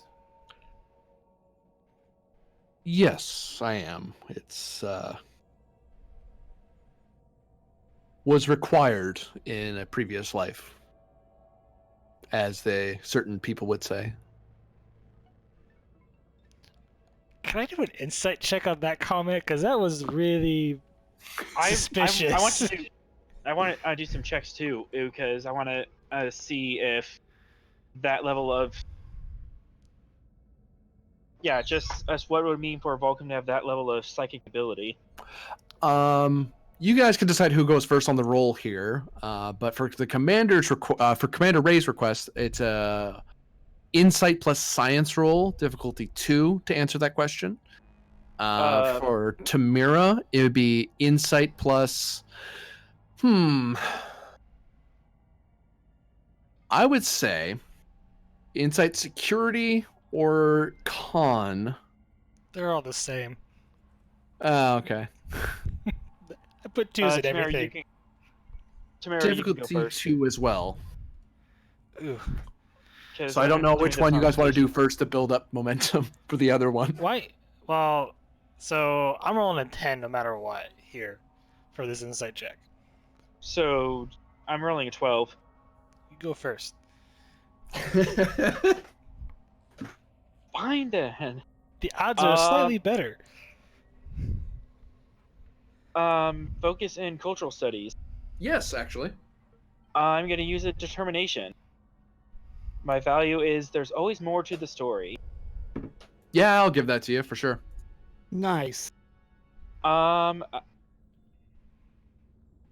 Yeah, I'll just roll with that. I'm not going to use the momentum.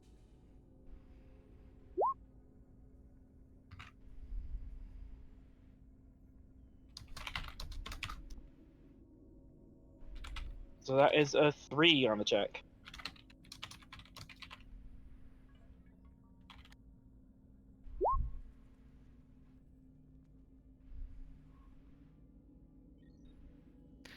All right, so that's 1 momentum gained. Yes. Difficulty Okay. is 2, so you get 1. So I am going to probably spend my determination on this as well. Inefficient facts always invite danger. Yeah, I'll give you that. I do not have a focus for this. Do you want to have Strand do their roll first, perhaps? Get you more momentum? Well, it's a difficulty 2, you said, right? Yeah. So Strand. Oh, yeah, you has should be able to pretty- get it anyway, yeah. right. Is what I. Why am I getting a roll? Okay. For the thing you discorded me about. Ah. Really? Really? Really? 2 momentum. Oh, Good job, Tamir. Tamira? Tamira. Hey, Tamir. Sorry. Get it? Nope. No, we're not doing this joke. We are not doing I'm this joke. gonna use 3 momentum. Because I don't have a focus. We get momentum, and players take that Holy momentum fuck. away. My bad. Oh I'm gonna- my god. I'm gonna Wow. burn my determination on Andoria first. Please. Thank God I'm on the planet, because that could have just blew up the whole ship. Well, that's on the station. I'll give it to you. No, that's the joke. I know. That's just, you guys Can are I- kind of still attached, so yeah. Can I spend a determination on Andoria first for a reroll? Okay, because that's bad. That's hilarious. Whew. Oh my god. You made it. Helic's gonna come back to some stations that are destroyed for some reason that blew And- up. I don't. And since you made the roll, the station actually gets to assist you. I didn't bring it up earlier because you didn't get anything. Oh, good. What's the assist? Communication something? Communication command. Oh. Oh, nice. Yeah, why do we just need another station. We don't need me. 2 momentum Alan. gain. Station Alan. All right. So, in turn, Ray, to answer your question, you asked what it would take for him to have that level ability. Yeah. If you have to go out of his way to be that psychically attuned. One of 2 things happened. Either he went to get special training on Vulcan, or through certain programs in Starfleet science and medical for empowering one's sonic abilities. It's like how one cross trains to do a special task. Some psychics in Starfleet will go take special classes to improve themselves. And Vulcans are really good at they could go back to Vulcan and get special training there. So he could have done that. Or he could have had a lot of experience and faced a lot of psychic dangers, and it's like getting better through classroom work or through practical exposure.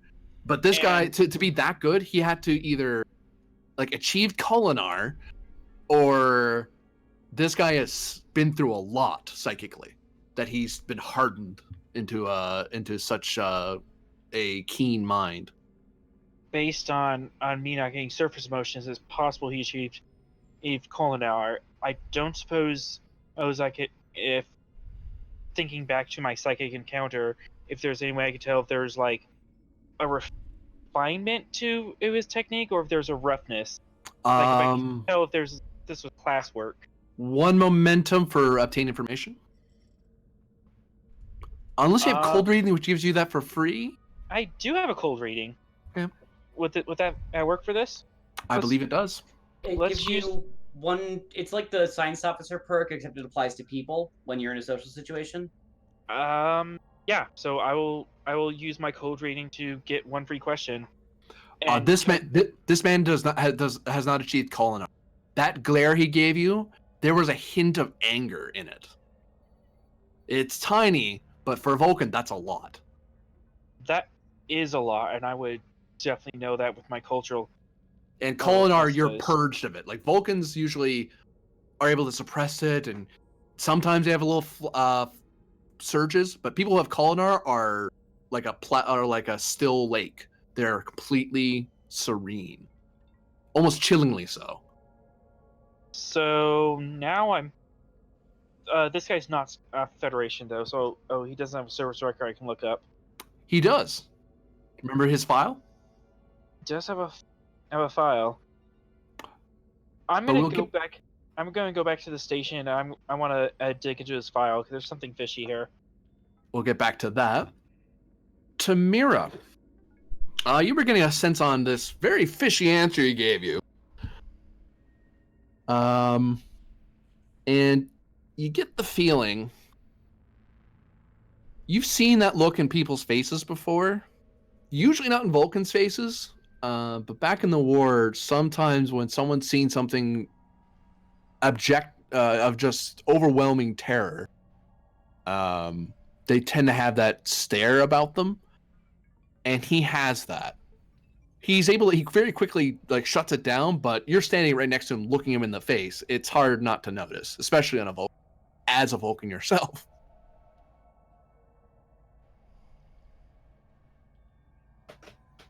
Okay. Although that same look can indicate he either witnessed something incredibly terrible or he did something incredibly terrible.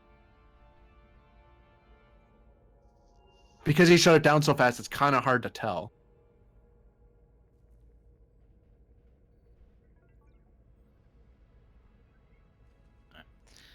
Doctor, do you require a place for any sort of meditation needs that you might require? Not at the moment, no. I will tend to that once we're done with this project. Getting more information sooner rather than later is a better use of my time. Kind of wipes some sweat off his brow, looks at his hand, seems mildly surprised, as in he raised his eyebrow at it, and then looks back to you. Very well. Ops, please signal the starbase for immediate depart immediately.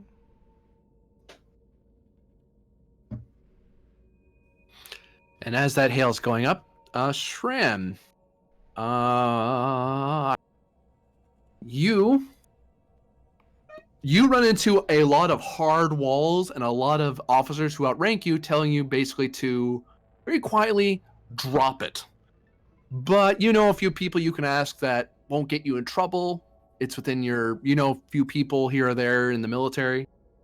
And you're able to eventually get some answers. And thankfully, there's a few that who actually served on the station in the past. So they kind of know you. They've served with you before here, in fact. So they're willing to offer up some information.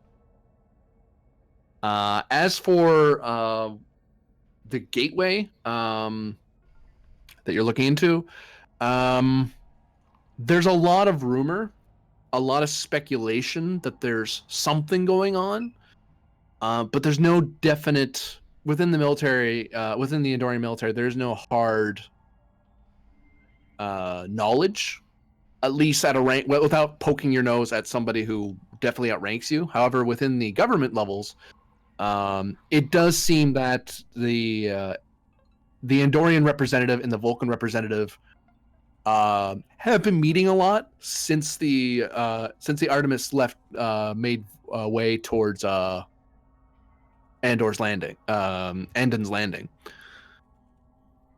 I'm going to motion. I'm gonna point towards the Starfleet in the yellow and say, you can run the Artemis through the checklist when it's ready to leave. And then I point towards the three Andorians. My office. And then I walk towards my office. Artemis, this is station. We are prepared to untether you at your leisure, Commander. You may proceed. Intended destination, ma'am? Synchronous orbit over grid A264.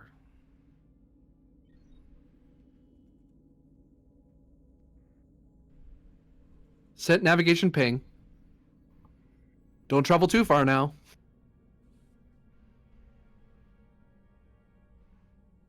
Understood.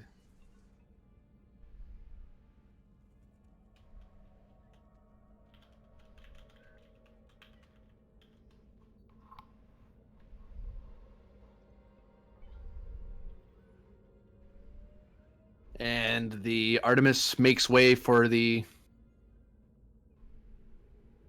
indicated coordinates.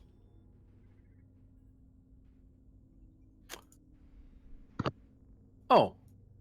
Doctor, what are you doing during all this? I suppose I'm setting up those stasis units.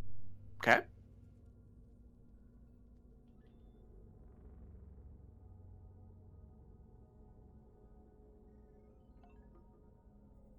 We're going to change scenes here.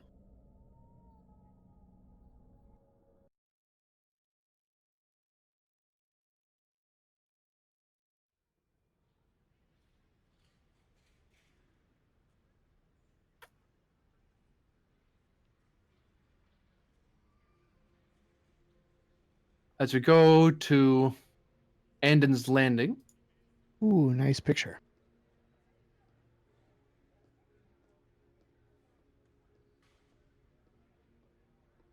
And actually, you would have been beamed straight to where the tunnel is going to be started. So you and your team get beamed into the area where the main geothermal tower is. They have a long. It's being built into the main tower near the dome of the city. There's that's an existing structure that was already there for sensor detection and various other energy field manipulation. So they just built it into the existing structure and dug down into the glacier and then further and further into the rock. From what you know of the project, you've kind of been working on this since you started. The entire time you've been with the station, this has been an ongoing project. And up until now, there's really been no need for anything too advanced. There's always been another drill, another dig, another thing that needed to be done. Someone's house wouldn't be built because they need to get the geothermal drill done. Someone's landing pad wouldn't be done because the geothermal thing needs to be done.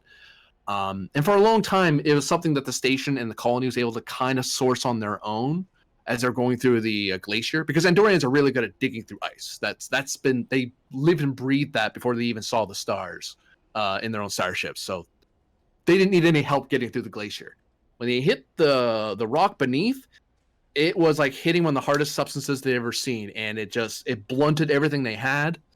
And they made next to no progress. It's only been in the last 5 years or so they've made any real dent into the crust and dug further and further into the planet.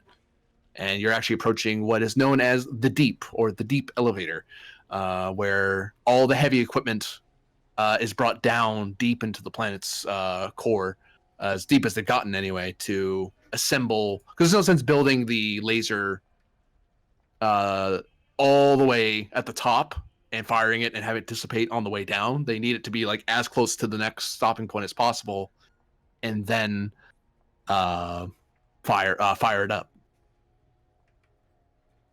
Absolutely. And is it being built into the elevator itself so that it can move up and down appropriately, or is it got a permanent? It's gonna be offloaded from the elevator and then assemble it, and then they're gonna drill from there, because it's a big. Think the size of a shuttle. Yeah, that's what I was thinking too.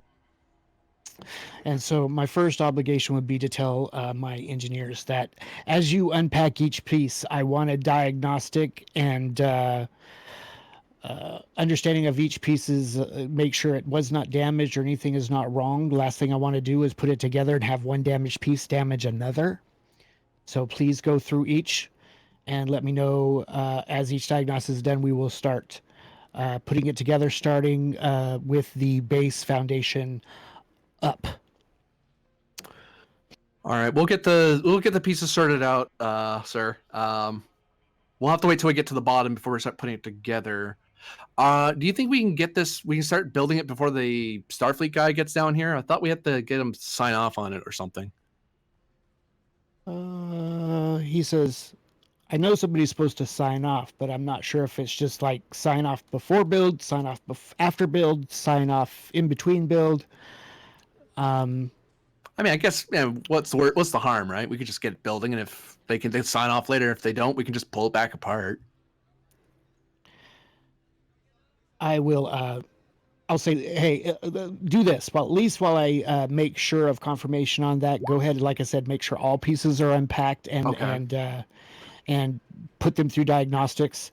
They are already on the elevator, so you just, as you pull them off of there, can do that piece by piece. And then it should only take me a couple of minutes to call up. And then that's when I'll hit my comm badge and say, Helic to station, Andon station. Station here, go ahead.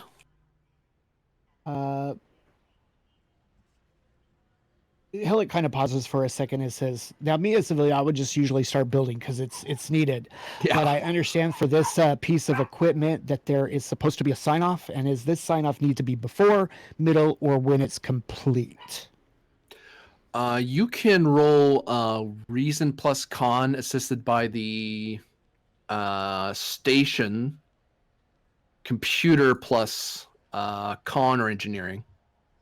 Oh, and then I don't think I have any focuses on that part of it. I mean, I'm a quartermaster and I see over inventory and personnel, but this is asking a different question. Maybe. You have the quartermaster focus, don't you? Yes. I'd give that to you because this is a fine point of bureaucracy that quartermasters run into sometimes. Of okay, what form do I need to fill out? Yeah. If I don't get to sign it, then who does? Exactly. And I'll use one momentum. Well, no, I think take that back. I want to use momentum and everything to actually build the thing because to me that's more important. Mm-hmm. So this is just going to be a station is rolling either computers plus con or computers plus engineering. Yeah, I got it. Okay. It's done. Okay. You talk with your counterpart up on the station, and between the two of you, you're not entirely sure if it's before, during, or after. It's not the order form that the administration sent isn't quite clear, and it's kind of this muddled mess where neither of you are really sure what the correct answer is. You do know that signing has to happen at some point. Absolutely. And so I will then ask my ops person on the station, please get in touch of one of the two commanders and let them know that we have started building the drill. If we were supposed to wait for the signing to be before, I do apologize, but this is a long job and we need to get started. It doesn't need to. And then plus it's filling up the deep elevator, which they need. So we need, so it is time constrained on also not the station up there, but this site to have the elevator for normal operations. And for any reason, if you find that we need to sign it before, then just let us know and we'll pause. But again, let them know that this is time sensitive. Need to get it built as soon as possible. It is a long process. Might take us all day, night. And thank you for that. Sure, I'll be sure to pass it along. I'll give you a call back as soon as I hear back, and don't worry about going too deep into the planet.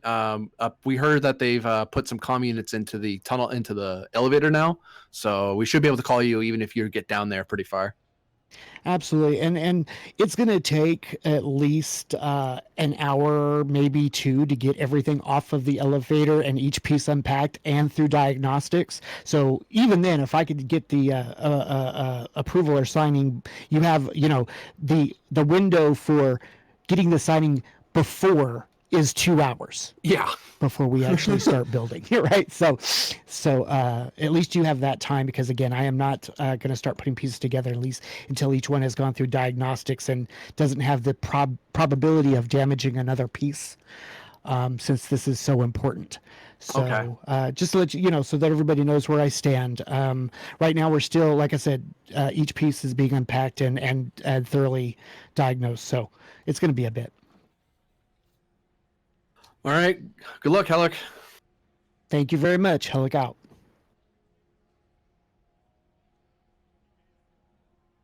All the pieces get checked. They're ready to put it onto the lift or ready to activate the lift, because they put it into the lift and then started checking real quick to make sure nothing got lost in the transit. And then one last check. They turn to you and let you know that everything that's supposed to be here is here. All right. Well, let's at least go down and get it all the pieces where they're supposed to be before build. And hopefully they'll give us the call back if necessary. Oh, yes. I like it. All the noise of the city goes away. And you begin descending and descending. And you seem to be... everything seems to be racing around you as you're flying through the glacier. And it's quiet. Just I look at the my group of you in there. Right. I look at the engineering team. Don't you love these deep elevators? It's almost like a ride. Yeah. I start handing out Dramamine. Yeah. People start freaking out a little bit. Oh no. No, you don't spin a... That's why I did the diagnostic first. And then as you're falling,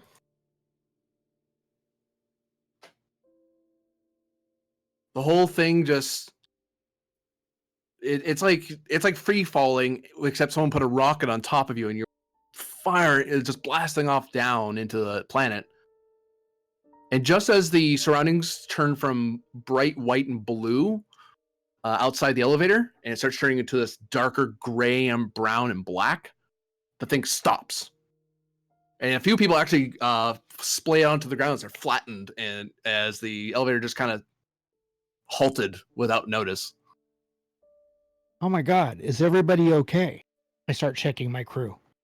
Insight plus medicine, difficulty 1. Insight. Medicine. Difficulty 1. This definitely... Again, the only thing I would have is quartermaster, but this is not bureaucracy anymore, so don't have that. So I don't think I have anything at this time. And oh no. Well, I am definitely spending those two momentum to get rid of that. I'm not having any issues on my watch.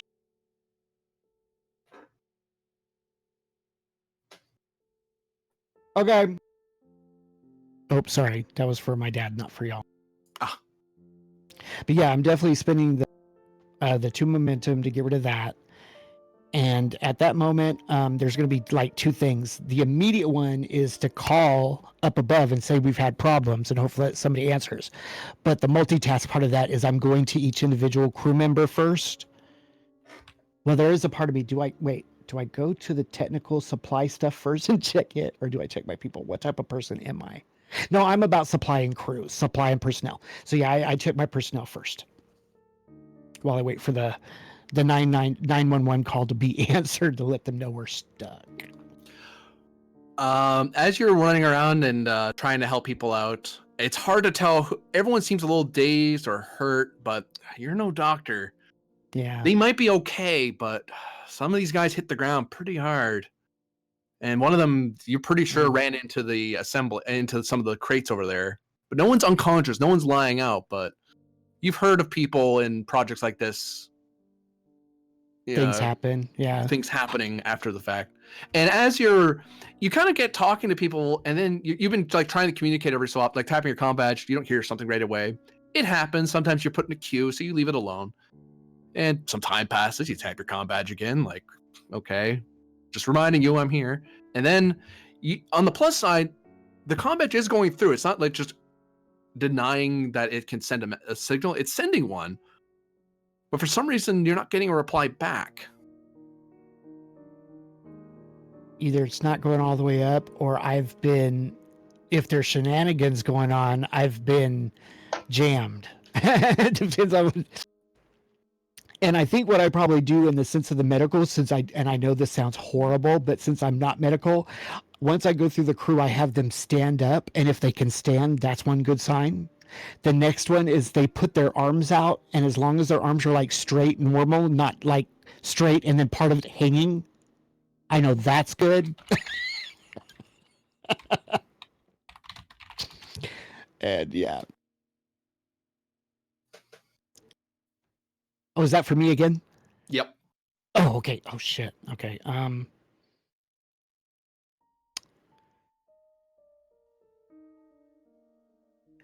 Yeah, I think at this moment I want to use my determination. Okay, now the one thing is my values. Of course, I have the first one, which is my Andorian knows what he's doing, which of course is Shran. Segwin supplies and people are my wheelhouse, but since it's not a medical, I don't think that applies. I can fix most anything. Of course, their people are not devices. And then I have one more value that is yet to be filled. And so there's a part where if you guys can help me think of something for this moment, that might be good. If not, then no value.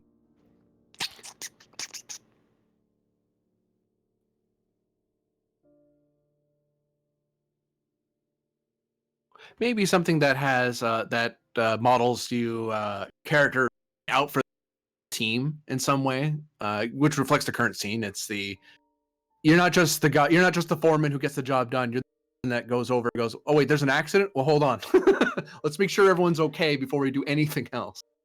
Oh yeah, OSHA requirements is a value. I mean, I don't know how to word it, but that's kind of what I'm thinking, though. And it ties exactly what you were saying. If somebody could think of how to word that, that would be awesome. Maybe I wouldn't ask anyone to do anything I wouldn't do myself. Is that too wordy? As long as it's one line, it works. I like that. If that would apply for the moment. Yeah, it would. Okay. What is it again? And I'll type it. What I said was I would never ask anyone to do anything I wouldn't do myself. Okay, typing once.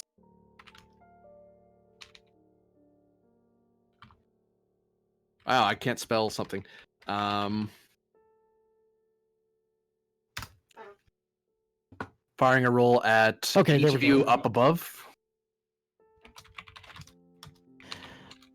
Okay, so there's the determination to spin that, and we're using that value, so that goes through. Again, there's no focus for this moment as to why I wanted to spin that, so that's that. And then we're at a case where because of determination, I want to make sure, so I'll spend 2 threat to get that third die. Okay. And I think that's it for me at the. Oh, okay. So that's 4.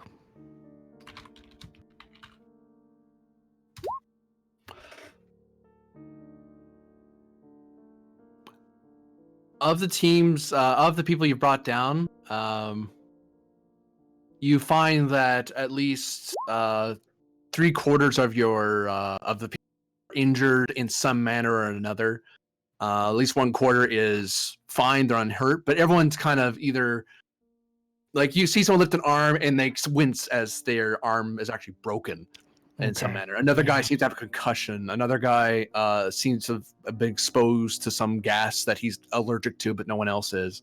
So this isn't. No one's gonna die on you right away, but they really can't stay down here. Yeah.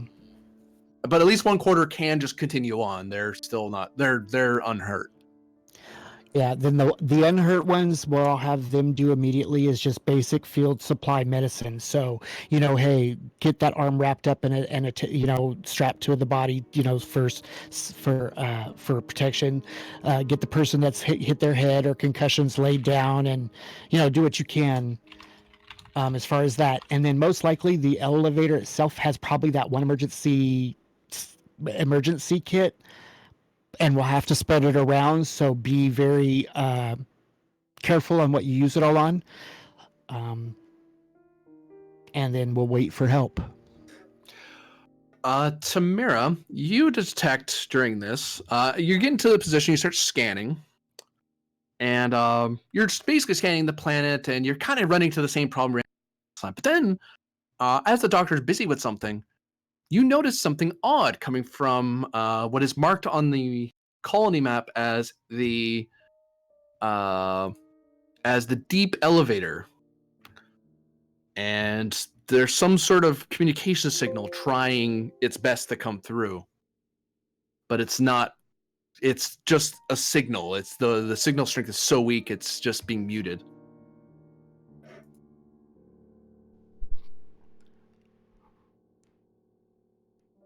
Operations, do you detect that signal?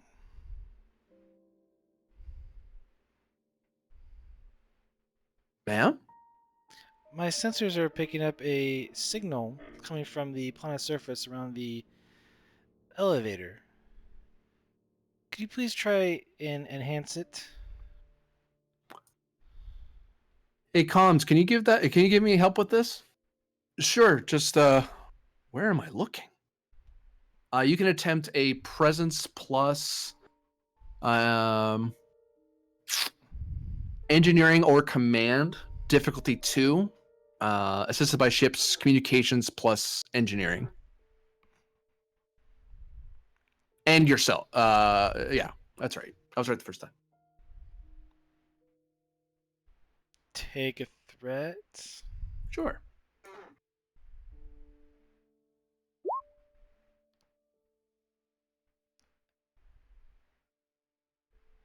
And you said the ships. Communication plus engineering.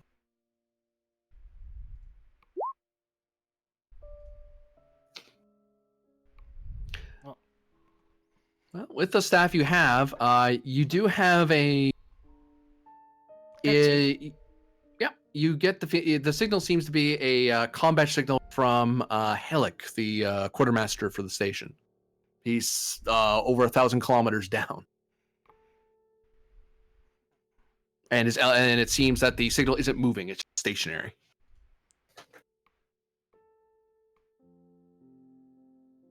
That's strange. That's usually according to the schematics, the elevator should be boosting the signal up to us or our signal back to them, but it seems to be inactive. It's no wonder we barely heard. It's lucky we heard it at all. Please readjust the angular deflector array to help boost the communication signal. Okay, I should be able to try a hail now, ma'am. Might take a bit of power to make sure it goes through properly, though. Understood. This is the USS Artemis. Mr. Helix, please come in. Or Helix. How much power are you gonna push into trying to talk down there? The more you spend, the clearer you'll come.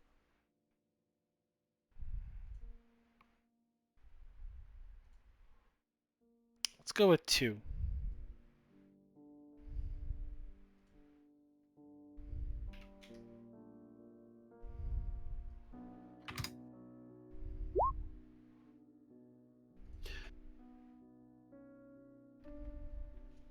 Hey, like as you're moving about and getting things sorted, there's that moment of you're probably not going to hear anything, like, something wrong with the comm badge, and then you hear the comm badge chirp at you. Hello, Telek here. This is Lieutenant Commander Tamira of the USS Artemis. Oh, thank the Tellarite something that Jamie Wolford. I promise you that your Tellarite gods have nothing to do with this.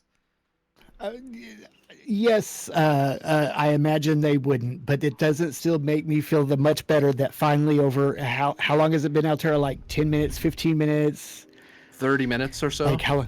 Oh, okay, right. That yeah, that you know the phrase nonetheless helps the fact that over 30 minutes we've been trying to contact somebody. Thank you for answering. We've been stuck in the elevator now. I have injured. Concussions, some broken arms and wrists. Uh, uh, we were going down fine. The deep elevator kind of rockets down at a speed, which we're all used to, but it got past the glacier and the ice, and once we hit stone, it's like as if we hit a force field and stopped.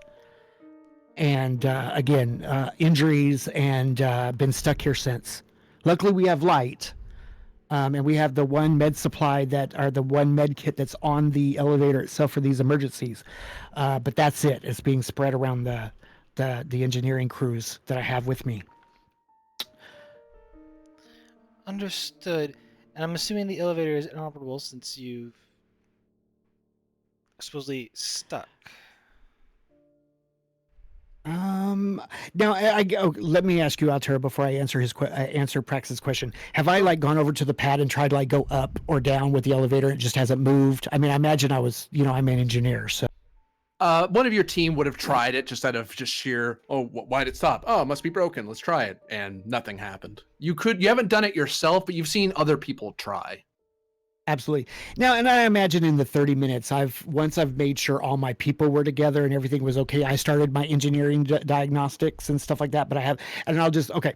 And so, my first intent, Commander Shamir, was getting all the crew stabilized and bandaged up.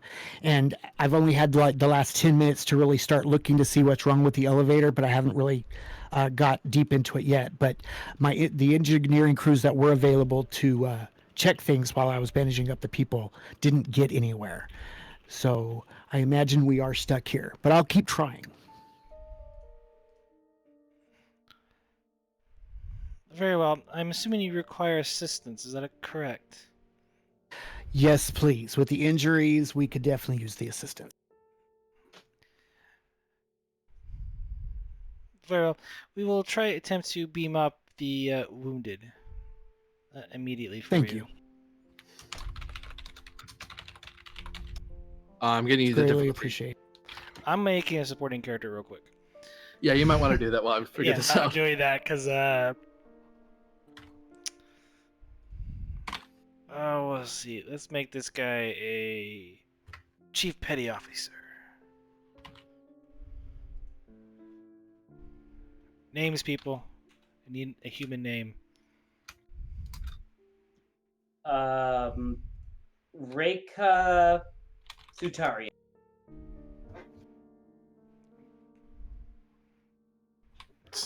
Spell that out in chat, please. It sounds more Risa.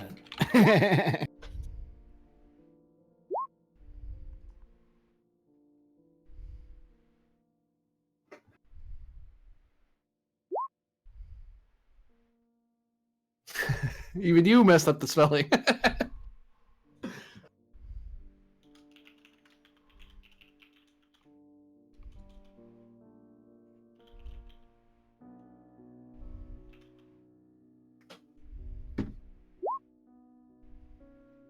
Oh, there you go.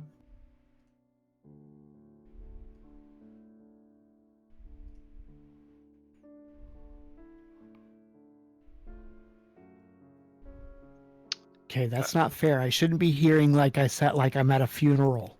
At least I've had this other song stuck in my head from Disney, from the sound of it. I'm like, okay. From the start of it. In the tunnel. Right.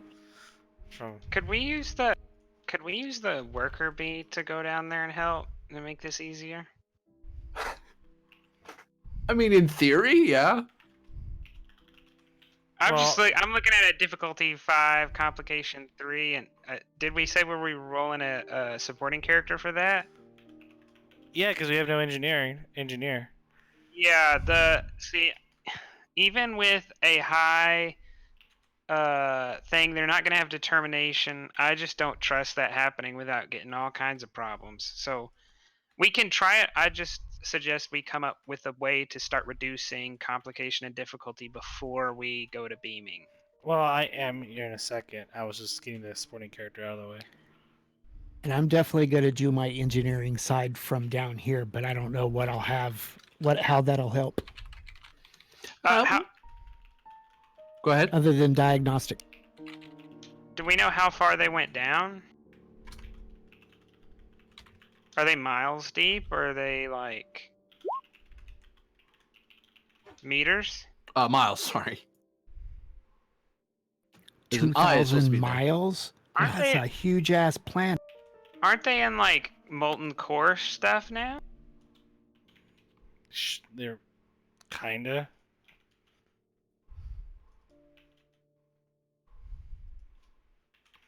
Oh, wait, it's 1,000. I remember now. I got it wrong. Okay, because I was Still, like, though. that's a big ass planet. About the same size as Earth, slightly smaller. Oh, absolutely. I meant on the 2000 M Yeah. answer. I was like, okay, that's like double, triple Earth. But you're right. Now that he's fixed it. Whew, okay. And I'm Yeah, definitely going to do diagnostics from down here in the elevator also to let, if anybody calls, I can answer questions. Region engineering difficulty 2. And because you effectively are a chief engineer type character, you would have. It's assumed that you have a kit with you to help you with stuff. Oh wait, no, your fleet liaison. Uh-oh. No, I am. You are. Oh. So Helic would be chief engineer, No, he's a civilian liaison. civilian liaison. But he's a mechanic. We'd assume he'd bring tools with him, right? Yes, because I still built him as an engineer, Yeah, as the, I'll as give the way to initial that. schooling. I'll give way to that. It would have been necessary for you to have it anyway to build stuff down there. So Absolutely, and I'm with you in the sense that because if I'm normal quartermaster, then you're right. In any other situation, I wouldn't. But since I was coming down here to the drill specifically, that's where I Yeah. would request. Yeah, That's my thinking. Mr. Hel- using diagnostics as a. Yes. Oh, sorry. Go ahead. Oh, go ahead. No, go ahead. Figure out what you want to do real quick. I have an idea. I'm going to roll this to see if I can give you any answers on what to do. And then I'll spend one threat at least to get one extra die because it's like I said, I've already spent my determination. Ooh. Ooh. Okay, so now I answer the call. I will tell you that your best bet is that power's been cut to the system and the emergency stop kicked in. You're not sure if that's the correct answer, but it's the most likely answer. Okay. Helic here. Mr. Helic, what sort of cargo are you currently transporting? We are transporting the geothermal drill down to be built. And I've had a chance to check things over where it looks like we've been cut power to the elevator and the emergency brakes jumped in. That's not 100% guaranteed answer, but that's the best one I could give you at this time. Is the drill equipped with the angular sensor array? Just one moment, and I pull out the pad of the device and. So essentially what I'm trying to do here, GM, is to create an advantage to link, if there is one, such a device, to link it with the ship to make the transport easier, to be able to lock on using that sort of as makeshift, oh god. Makeshift pattern enhancer. Yes, pattern enhancer. Yeah, because the drill would have Framework. its own to do the same thing. So yeah, I like. Yeah.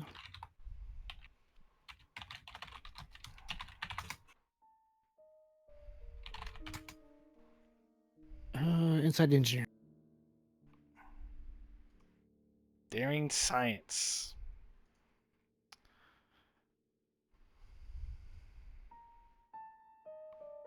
Sensor operations for a focus. I'll give it to you. Yeah. Take a threat. Since I know, right, and since I know that Prax wants to beam me, have a reason to have help Oh, beaming, can I my use God. transporters, replicators as a focus? Since Don't that's worry what we're about trying it. to do. Tamira never didn't get mind, any okay. hits, so it doesn't I matter. see. I have nothing to reroll that either. You can succeed at cost. The problem is, if you attempt to do this, you're going to burn out the part, which will render this drill inoperable. Until they, yeah. I will take that complication. And the only reason why I'm saying we take the complications is because the drill can be fixed. People Right. can't.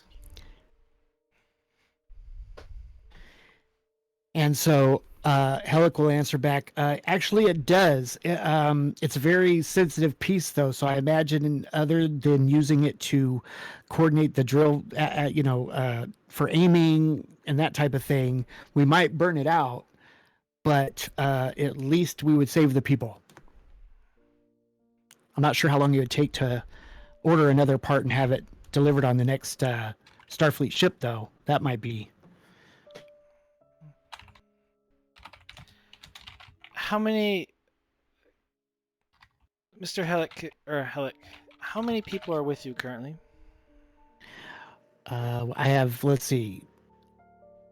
We were thinking about 3 crews, one that's not hurt, and then the other 2 crews that were.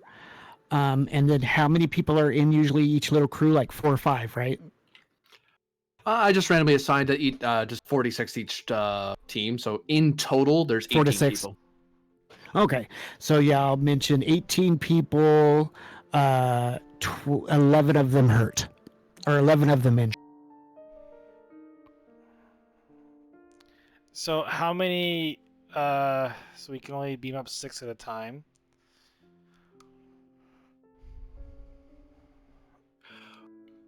Each time you beam using this method, and I'm gonna do this just to justify this. Each time you do the beam using this array, the first time you try it, it will be, if you're doing like 6 at a time, the base complication is the same, it's just 1. But when you try again, the complication goes up by 1 because the array is wearing down. If you ever get a complication and you don't make it go away, the complication is that's the last time you beam. It just Right. melts. Yeah, and I'll mention that I'll get the 6th most injured first in case something goes wrong. Ready for you. We could take one of the worker bees or something like that down, like a small team down, and put down pattern Right. enhancers or like evacuate people that way. Okay, but that's gonna be metagaming on my part. Mm-hmm. How do you mean? Because my It's character, it's one of those things like, okay, if I accept the worker bee idea, okay, that's Mhm. going against everything my character has done so far.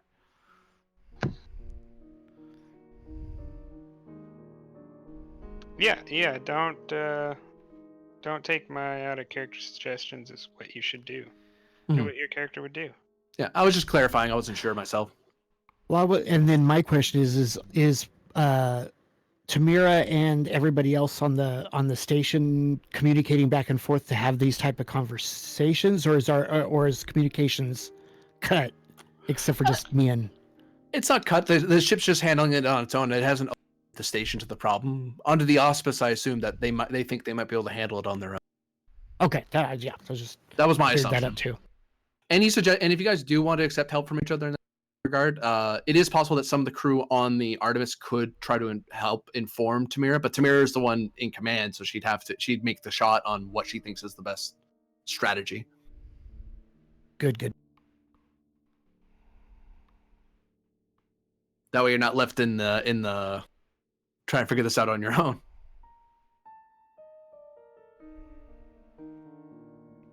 No, because my line of thinking is the priority is getting the injured up first. Yeah. And that's the only way to do that is by transporting right now because we don't know their exact medical condition. And a worker bee could take hours to get down to that depth.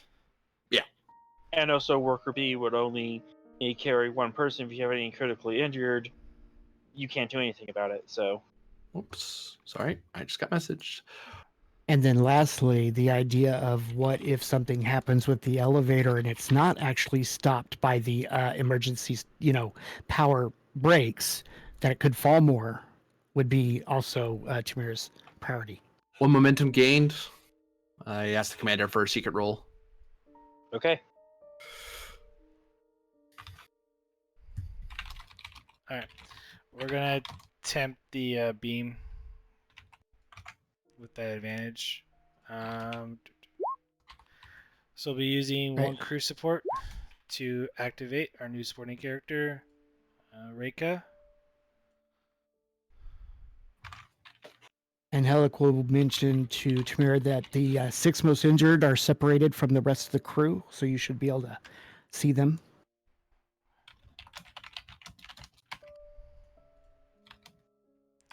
This is just a test roll real quick, GM, to make sure the sheet's rolling right. Okay. Okay. So Alright. disregarding whatever that roll. Yeah, please disregard that. Alright. Okay, official roll time. Diff 4. Awesome. Take 3 threat. 3 threat.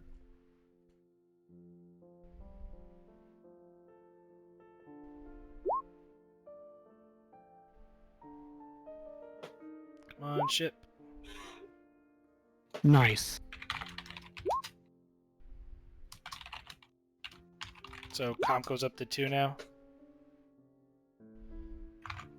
There's what, 12 left? Yes.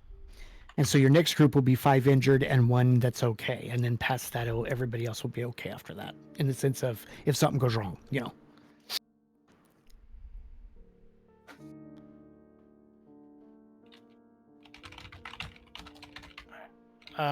Just for the record, they do have transporters for a focus. Yeah, I figured you might choose that for some reason.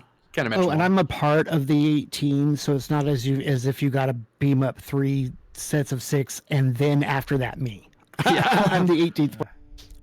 Yeah. 3 more threat. 3 more threat. Aye. Come on, give me some momentum. Crap. Giving you 1 threat and spending the 1 momentum to get rid of that complication. Sure. You beam up 6 people. So 6 to go. All the injured are off.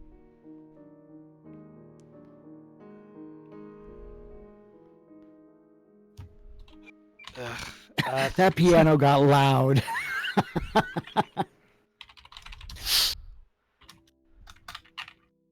Why could we take advantage? Oh, no, it's fine. Sensors? All right, 3 more threat.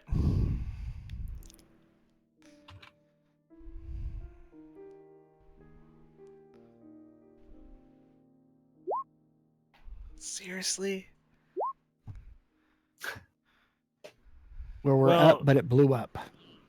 Yeah, You think so? that's There's- 4 with the complication. Actually, no, it melts. Yeah. So at least I don't get threat out of it. But all 18 are accounted for. And as I'm beaming up, I watch the part on the other side of the room, and I'm like, "Damn it!" It's like, and that's broke. Right. And so as I beam up, you hear the last part of that word come out as I.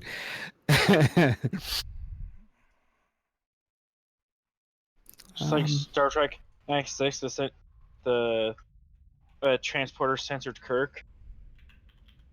Yeah. And what sucks is it's probably a piece that I can't rebuild or remake or anything like that. So, yeah. I'm with Tamiro with this. Yes, save the humans. Oh yeah, absolutely. people. I'm not racist. Lieutenant Commander, we got them all. And we just lost the sensor where you can't see the elevator anymore. Understood. Hail the station. And just as you hail the station, it seems that, at the very least, the commander was present, and with the Starfleet personnel, since all the Andorians aren't present for whatever reason, Starfleet guys didn't know, so they just continued helping you look into matters. Looking into the matters you DM'd me about. Yep, and you actually came up to the operations for a specific reason because of you were trying to look up more about the doctor. Yep. And that's what you get. Hail from the Artemis, sir. On screen.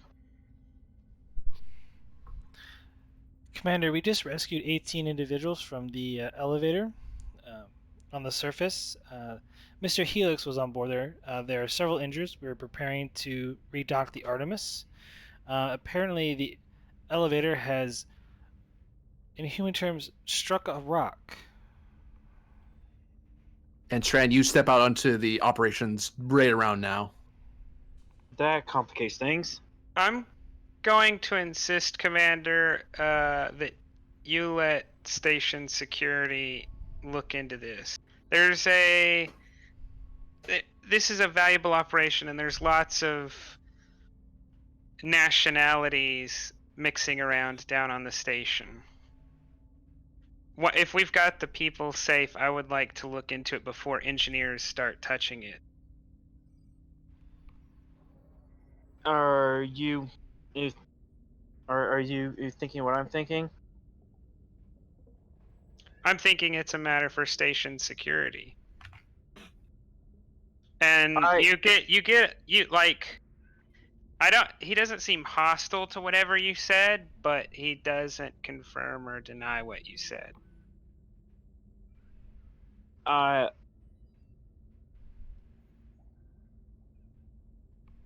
Yeah, I want to do a surface read of Shran. Trying to figure out what his angle is on this. General mood without a roll. So without a roll, it's concern. If you want to know more than it, you'll have to roll. But the surface thought you get is concern. It's the thing he's wearing on his sleeve, as it were. Okay.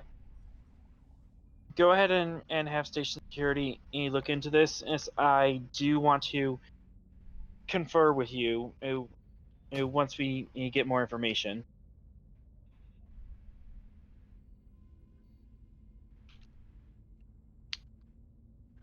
And I kind of motion to the two Andorians who are obviously science and engineering to stay there, but I take the security one with me.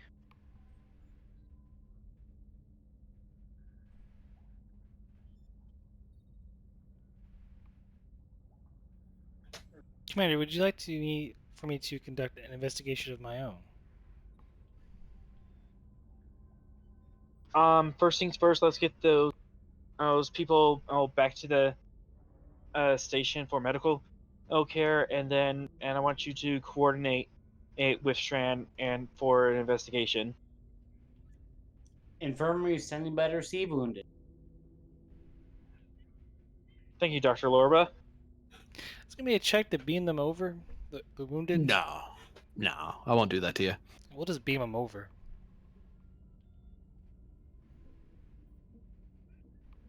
And the rest of the crew, if they want, the maintenance crew.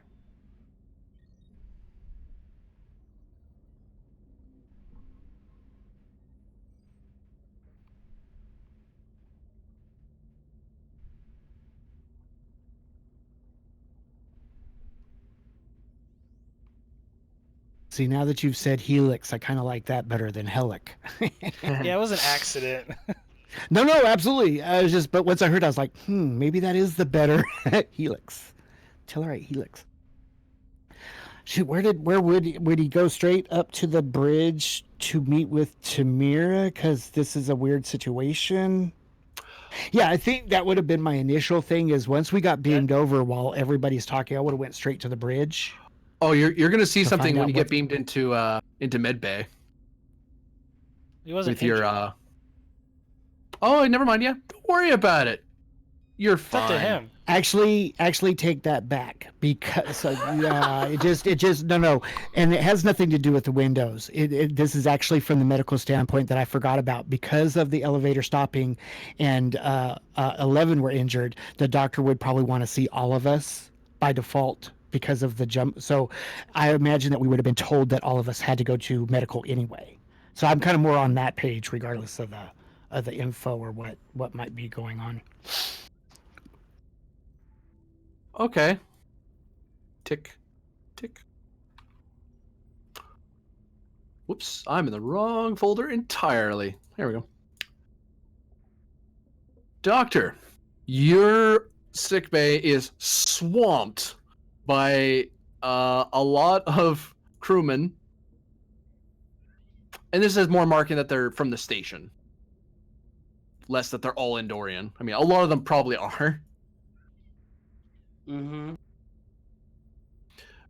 But you notice that each of them, including Helic, who's going to do a fitness plus medicine roll, shit. difficulty 2, don't look very well. You said fitness and what? Medicine, difficulty 2. Medicine. Oh shit. Okay, when you No, say, I don't have any focus for that. when you say don't look very well, what symptoms are they exhibiting? Depends how well he gets his roll. Hey! Not that bad. So, out of everybody, Helic looks exhausted. It's obvious signs of exhaustion.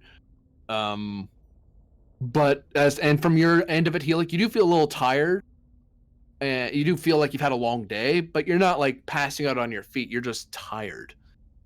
And it's only been a couple hours of a whole day, so yeah. Yeah. You of the people who have red dots, they are also tired and they seem confused by it. These three are basically just people who were coming along. These are these four representing the people who came along who were okay, more or less. Like some people just seem to be okay by the end of it. Got it. Okay, well, But amongst all those these that- people with the X's, they beam in, they're awake on their feet one moment, and then Drop. they drop like stones. Okay, we're He gonna like do- probably caught one of them, but the rest of them would have hit the floor. Yeah. Okay, we're gonna do a full. We're gonna try to do a diagnosis on the closest exhausted, collapsing person.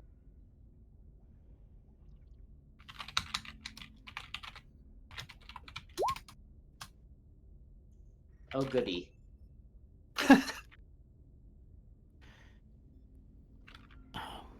While the doctor is doing that scan, I will hit my comms and say, Commander Tamira, this is Helix. Go ahead, Mr. Helic. Or Helic. Just for note that when we beamed over to medbay, half the crew just fainted.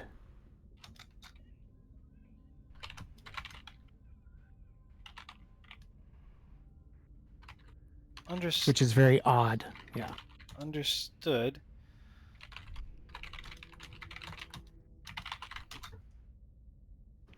I mean, imagine the doctor, once he's done with a lot of scans, can give you a lot more information, of course, for whatever's going on down there. But me, I've only been up a few hours and I'm tired. Okay, someone's making Like, I've worked a Methods for couple of- character. Now is the time to probably do that. Okie doke.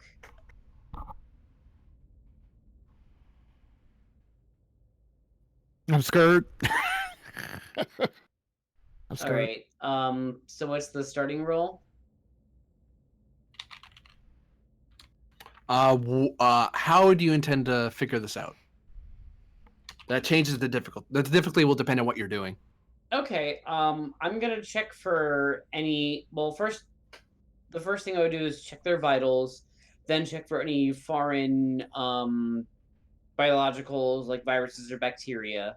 So those would be on my top 2 things, like basic vitals check, then check for any kind of bacteria or virus or biological contaminant.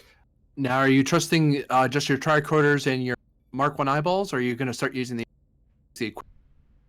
I'm going to use anything that's available to me, starting with the tricorder and then starting with the tricorder, but then any other equipment around me. Keep in mind, I do have the field medicine talent, which does lower complication if I have inadequate equipment. Well, I have to spend this to keep it at this complication. Then the complication did go up by 1, but I have to spend 2 threat to keep it there. All right. Because you're about to bring Doctor, it back down. 1 or 2 of the crew mentioned smelling a gas that a lot of us couldn't smell. I wanted to inform you of that also, other than the jolt. That's important information. Okay. And of course, I'll point out the 2. You know what I mean. You'll know which 2 it was. Yeah. Yeah. Take a threat, so I get a reroll and another die. Would infectious disease or xenobiology apply, or field medicine? Yes. Insight medicine. Oh shit. No, that's a good roll for me. No, he said hell it can assist. Or is I misunderstanding that? I'll reroll that 0. It would have been reason for you, Doctor. Oh, reason? I'm sorry. It's okay. Definitely no focuses in this well, there we go. 1 die. Okay, so that's 2 momentum.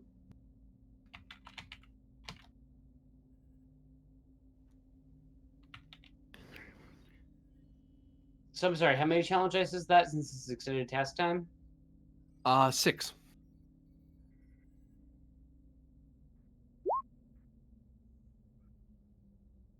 Did that work right? No, I'm just have a bunch of blanks. There we go. There we go. 1, 2, 3, 4, 5, 6, 7. Brought it down to 6. You have enough for a breakthrough? Cool. With this breakthrough, you discern that, and with Helix's information, that guess seems correct, that it's probably something that they breathed in that while they were down there. Got it. Okay. I'm going to try to isolate the compounds in the gas, looking specifically at anything that could potentially affect a respiratory system.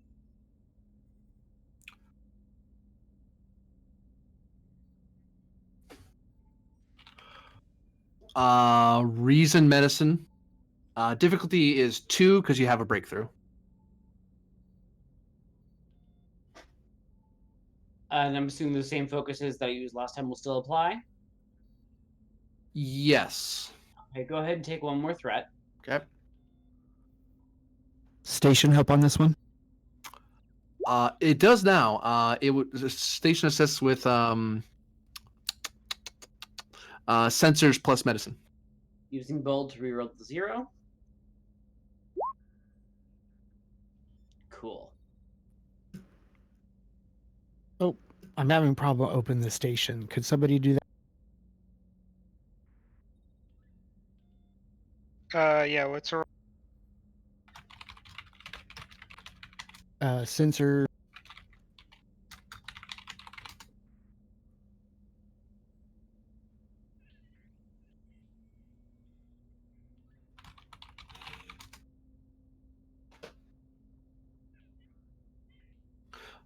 Doctor, gonna need some challenge dice from you. Okay, 6 again? Yep. 2, 3, 4, 5, 6.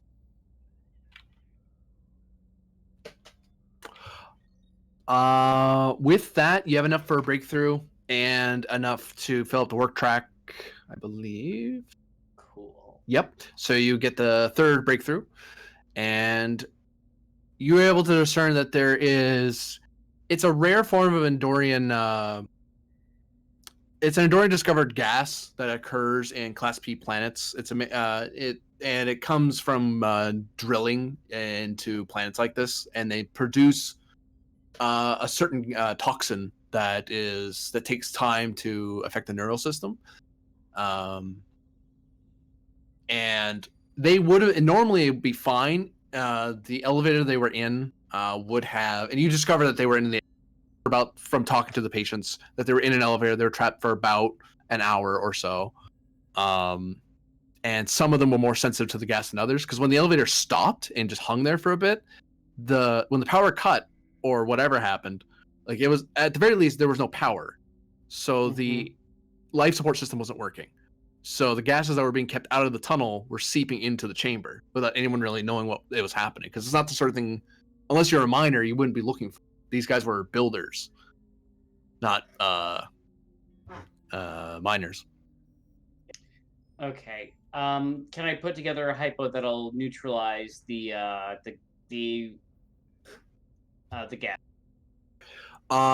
You can attempt either a control medicine difficulty of 2 to make one that will basically these guys are going to be stuck in medbay for a while, but eventually you'll be able to make enough for everyone who's been gassed. If you want these people to be on their feet as soon as possible, you'll need to do daring medicine difficulty 3 to rush it and try and start handing it out to people to start administering it without you personally supervising it. Okay, I'll do the daring medicine roll, but I'm also going to spend my determination on I will never turn my back on people who need me. Okay. Thank you, Guitar, for giving me that. Oh, okay. Because Helic would tell you, like, doctor, since there's no way for us to build the drill right now, we're not in any emergency. But that would have been before I knew what you were doing. So, But I'm spending. absolutely. I'm spending that. This is and would the previous focuses still apply? Yeah. Yes.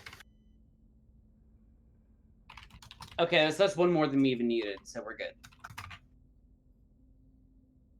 So yeah, you're very quickly, with the help of the patients, no less, are able to get the entire all of them back on their feet incredibly quickly. Yeah, and we have a inoculant now for anyone who's working down there. That's true. good to know, doctor. So anyone who goes down there without this hypo should get sent back here to get this hypo. Are we good, Helix? He looks and he's like, I think we'll add a few of those to the emergency kit that's on the elevator, and probably a few more just for safety, because they. Good man. And so I'll tell him I'll have once everything gets going with the drill's broken for now until we get a new part, but I will make sure to have some other crew before they head back down to come and receive a good quantity of these hypo sprays from you. But again, thanks again, doctor. That was we were down there for an hour, so well, I'm glad you all made it out okay. Oh, doctor, actually, I have one other request from you before I leave. Of course. I've been on the station for a while, and not that the doctors here are bad or anything to that effect. Of course not. But the antiquated equipment, as you would say, as you got here, I imagine you noticed it could be a little updated. And since you have brought some equipment with you, I was wondering if you could check and do a thorough diagnostic of my neural interface just to make sure everything's okay. Especially now after this situation, I just want to make sure everything that's up in my brain is not I'd be happy working out appropriately. I'd be happy to run a full diagnostic. Just leave. Why don't you go ahead and make an appointment with the chief nurse, and we'll go from there. I have to see these patients though, just to make sure. And I also want Commander Tamira to make a full spectral analysis of this gas that's apparently in the elevator. Understood, Doctor. It's not an emergency. I got the neural interface a while back, switching from engineering to quartermaster supply and inventory. It just helps me make sure quickly know where my people and my things are across the station and such. As you imagine, it makes things easier. I'm sure it does, but it is in my brain, so yeah, I definitely want to make sure it's exactly right. We'll do that physical, and I assure you, anything will be strictly confidential between you and I. Oh, he says, I appreciate it. It's not confidential in the sense of others knowing about the interface. I think most people on the station know. They come to me for that reason because I'm able to quickly check over without having to go to any station when things are needed. But thank you. It's appreciated. You're very welcome. Yeah, we'll schedule that physical, and I'll tell you what I can find out. Excellent. Thank you again, Doctor. And tell Helix will exit medbay. Head back. Probably I would command and let them know that I'm out of the med bay. So if I need to answer any questions of what happened or whatever, I'm available now, and then just go somewhere. All right. And I would send a message to Tamira with my readings in the gas and asking for her analysis, but that doesn't have to be. So with my threat spend, we're gonna move into the next scene. For the time being, you two are wrapped up in the examination for a while, as the others are. They know there's a medical issue going on, but there's not a whole lot they can do at the moment. They have their own issues. So which group wants to take a crack at their current set of problems? Dun dun dun. Well, I've been kind of off screen for about 40 minutes, so I'll take some screen time. Okay, we'll give you. We'll go around and give a roll each. That way we can progress all of you at the same time. Sounds good. So what are you looking into, Commander? As I was mentioning you, I have so many balls in the air. Wait, what? I suppose I've been informed about the elevator incident. Mm-hmm. Okay. Do you have a weird hunch about that? I want to. I'm not sure if that would be related. I'm gonna look into the civilian scientists as who disembarked from the Artemis and went to the planet's surface. The Klingon, Cardassian, and Vulcan scientists you mentioned.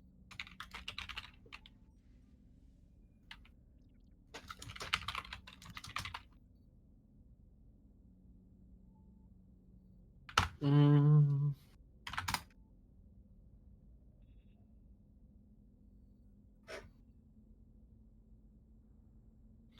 Reason security difficulty 3 to get more detailed information about the strange visitors to the planet. I don't suppose international law is gonna help here. No. Well, actually, with increased complication, I'd let it go. I'm gonna need all the help I can get. Well, what's your security before you agree to that? My security's 3. My presence, my reason is 8. Yeah, the focus is kind of dubious there, because you're increasing your crit range from 1 to 1 to 3, but you're increasing your complication range from 20 to 20 and 19. So yeah, it's not gonna help that much. I see that. I will take a momentum for an extra dice.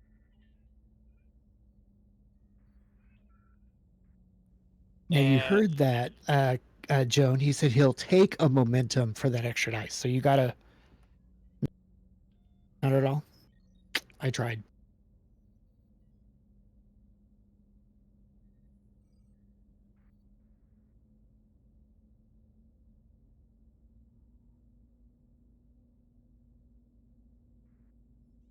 Oh ho ho!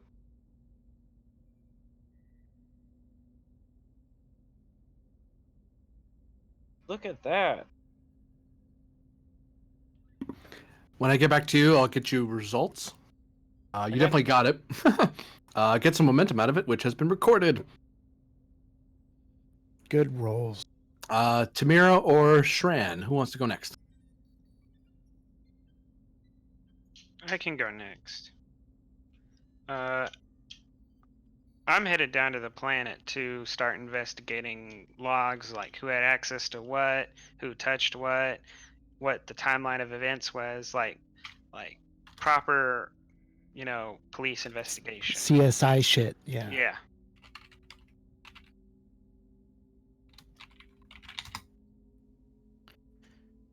Helix prints are everywhere.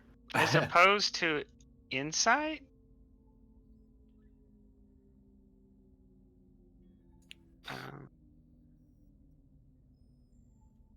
Where you're looking through logs and stuff like that rather than getting a feel of the person. Okay. I mean, I will say you could use insight if you just try to guess from the information you've been given. You just might get a different answer because you're using insight to get the answer rather than reason. Whether that's a good or bad thing is, well, depends how you look at it, really. Difficulty is the same either way because it's opposed by the other guy trying to hide what they did.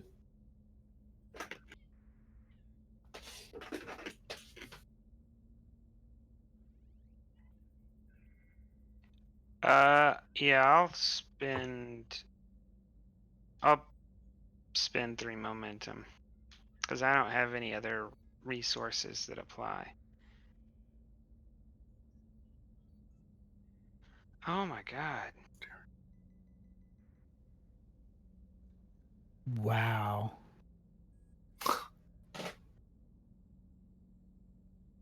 I'll accept the succeeded cost if you're offering. Sure. Somebody.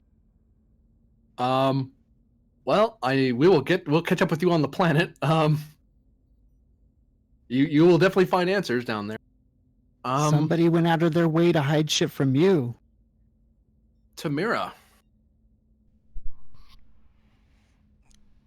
Tamira would like to do a in-depth scan of the elevator shaft and where the elevator is currently at, if that's possible with sensors. It is. It's instead of difficulty up to would be 1. I'm gonna up it again to 2. Sensor operations for focus. Yep, and you're assisted by the Artemis's sensors. Take a threat. Or no, I'm gonna spend a momentum. Okay. I'm used to be bold, all right.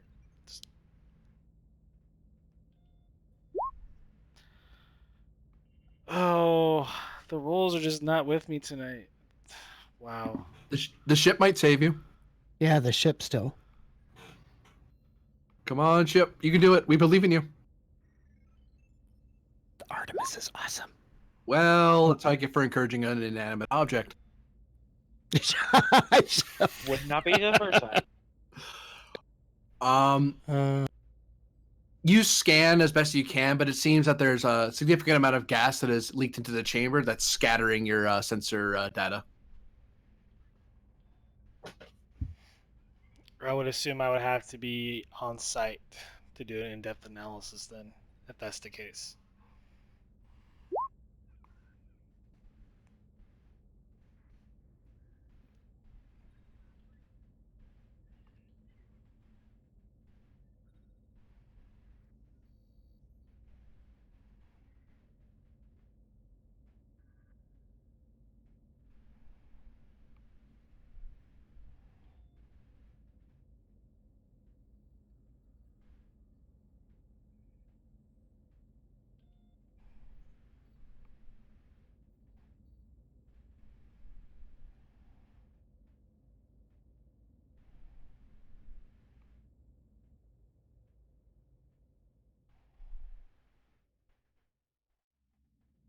Did it just get quiet for no reason?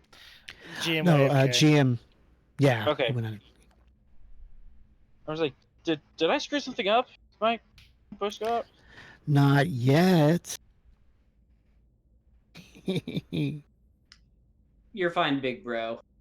Yay.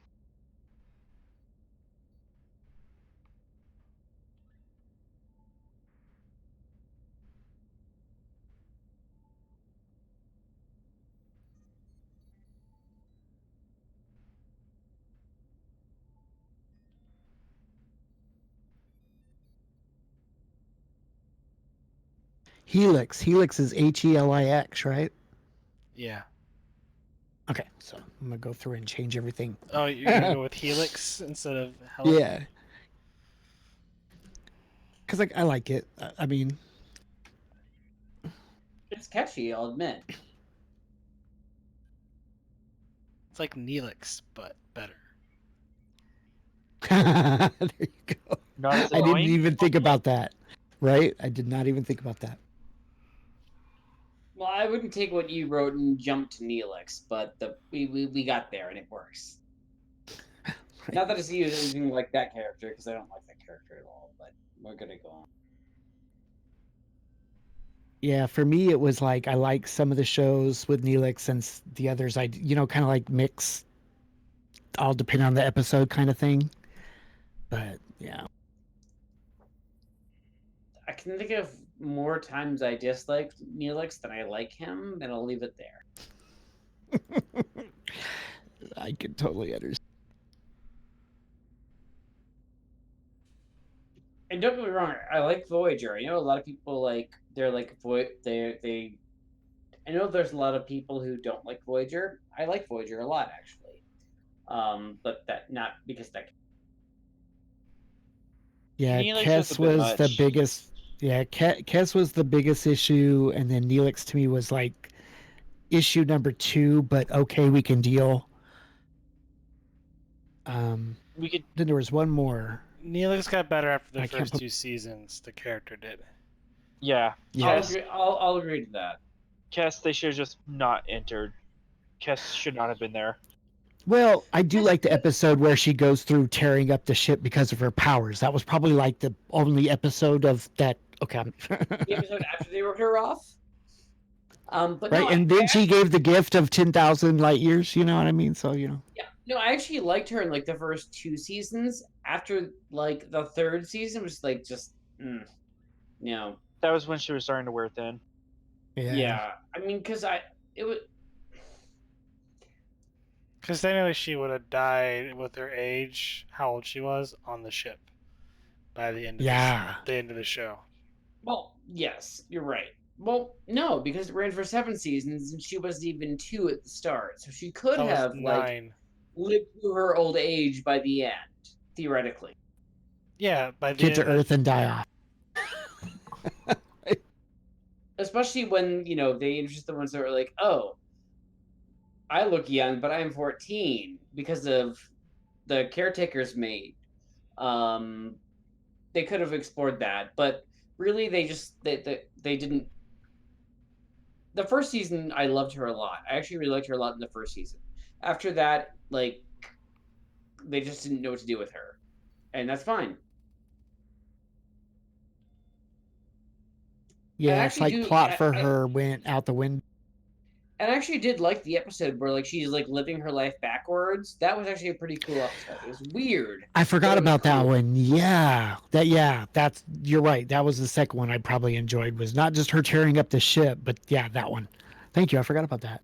I hated where she was like the evil mirror universe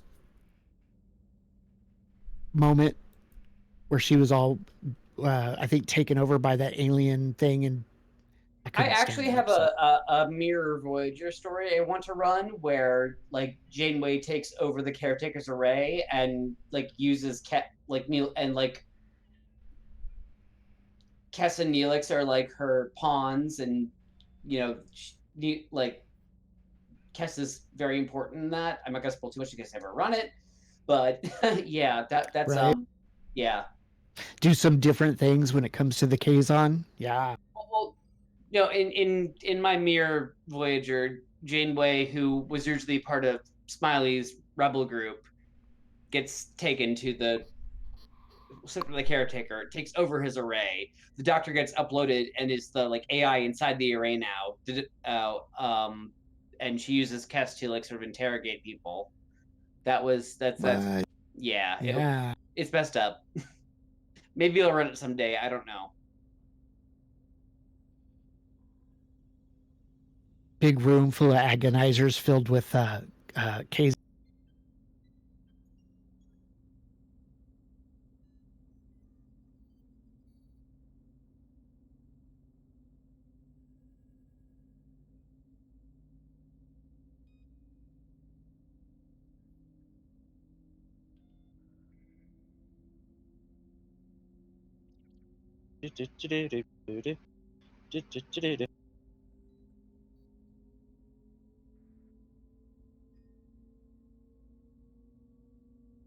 So is this the part where we like cut out the recording?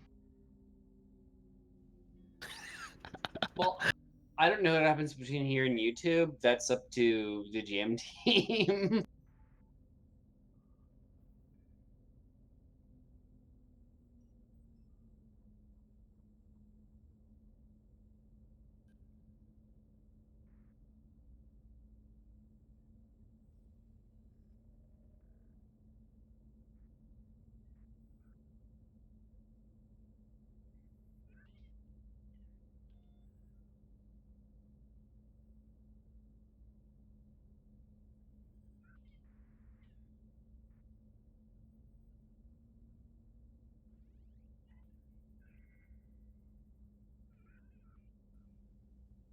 I think the last little part that bothered me with Voyager, which isn't like really a bad thing per se, but that idea that we know that it's got to last for 7 years, so they have to keep making sure that they don't technically get any devices or whatever that shorten that. But at the same time, there's like a lot of part of it where they're like, no, we're Starfleet, so we would never trade for this or never trade for that to get home. A little bit of that was sometimes annoying. But There was some inconsistencies about what they were willing and not willing to do. Oh, minor emergency averted. We dead? Welcome oh, back. good. Welcome back. All right. Do we have to roll again? So to answer the last question, as I recall, Tamira was asking if she thought she would need to be there in person to get a better scan. Correct, or if I could succeed at cost.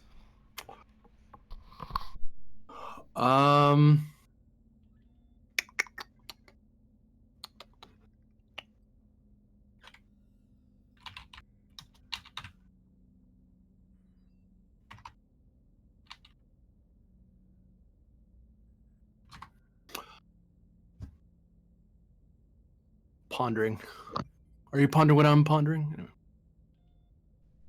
I don't know, Brain. I think so, Brain. But how we injected our lithium into the... I'm done. Wait, we're in water, says the other part of the brain? So, I will let you succeed at cost. If you get any information from this scan, you'll be able to ferret out from it some information. But if you want more than what you're not covering with obtain information or science ability, you're going to need to go down there again. You won't be able to rescan the area because the gas will have filled up the area too much. You're kind of racing through it and trying to do it as fast as possible. You'll get some information, but you're kind of rushing yourself a little. Okay.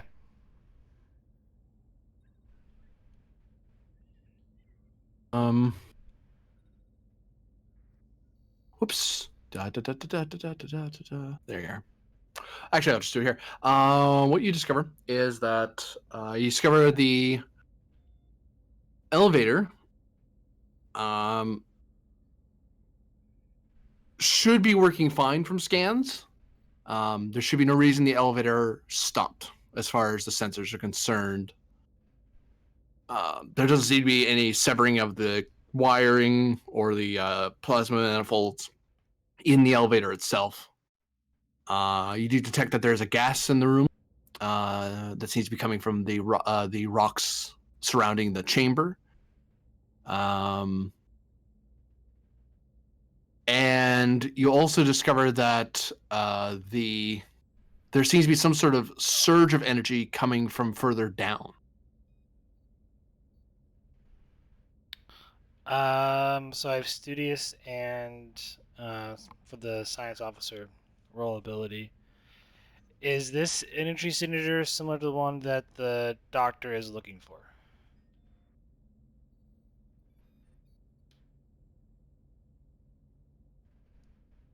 Yes.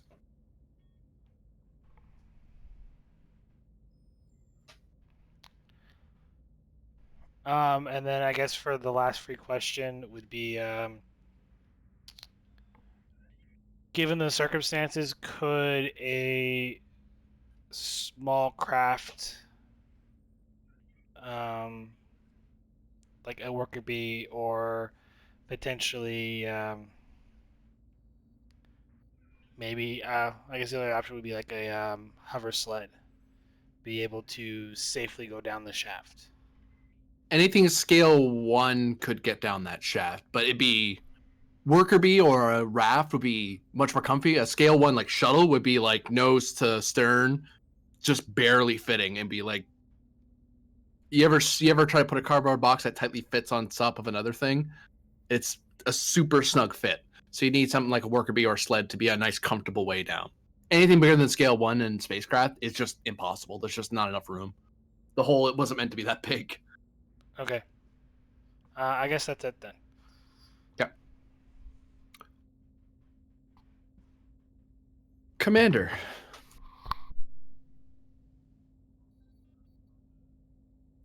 You were looking to what again? Sorry, my brain was elsewhere for the last few minutes.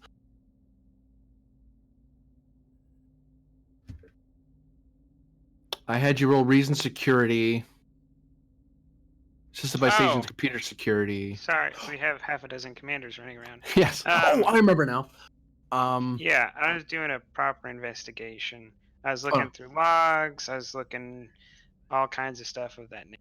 Sorry, Commander Ray. My mistake.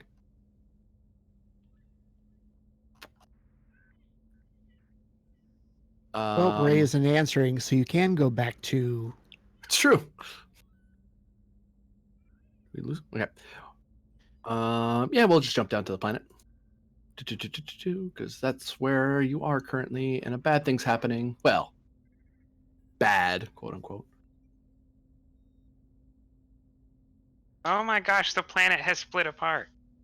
I was thinking the same thing. I'm like, it's unfolded. Oh no, sir, we've gone paper mache. It's going to be a paper bird in a minute. The flat Earth theorists were right. Just somewhere else. No. I like it. I'm not dignifying that with a response. Yeah, if it's right, then I have no idea how we use spaceships to get here. There's so many Exactly. plot holes. Right? Exactly. Yeah.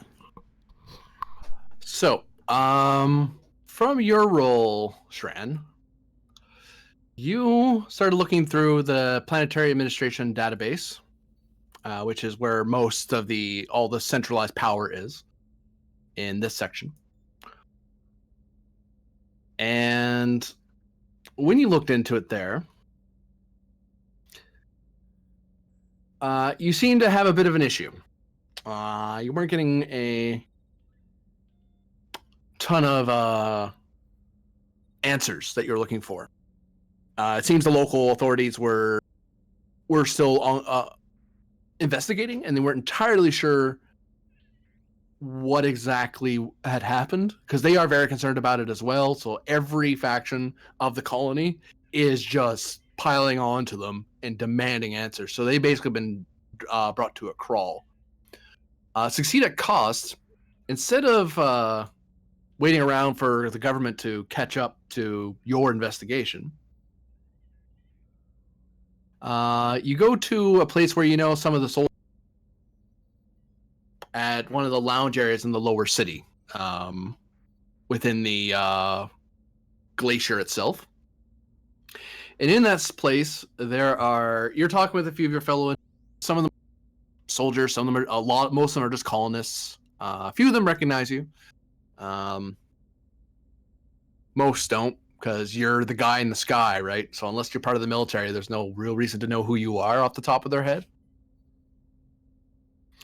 And you start asking some questions among some of your fellow investigators away from the administration building. And one of them starts talking about some suspicious individuals who they saw go down the elevator yesterday. And then when there's a new influx of people from the station, that elevator, the two strange individuals came back up. And reasonably so, you would probably ask, forgive me if I'm wrong, you'd probably ask, what did they look like? You know, were they tall? Were they short? Were they Andorian? You know. And he tells you, oh, I'm sorry, they look like Klingons.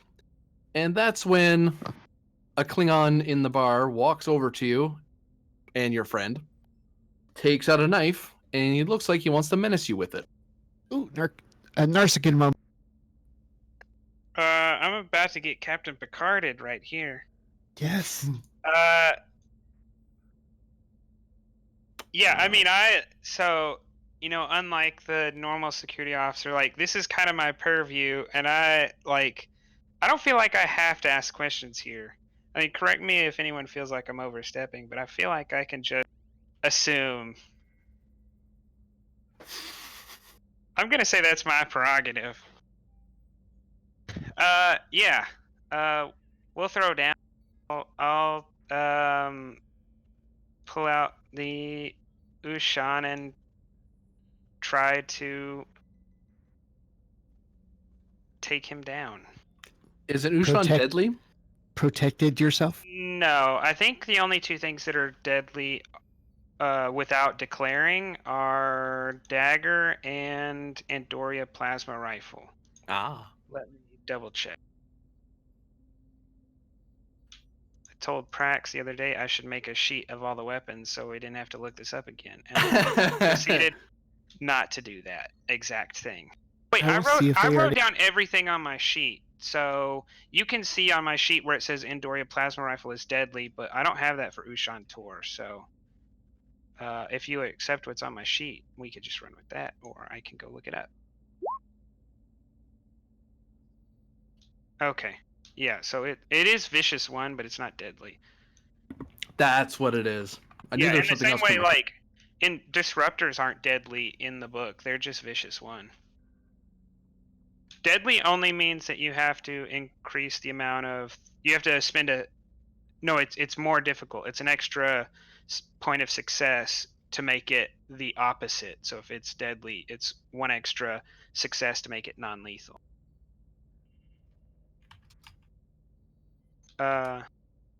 So it's opposed control security. Oh no, it's daring security. Daring security, yeah.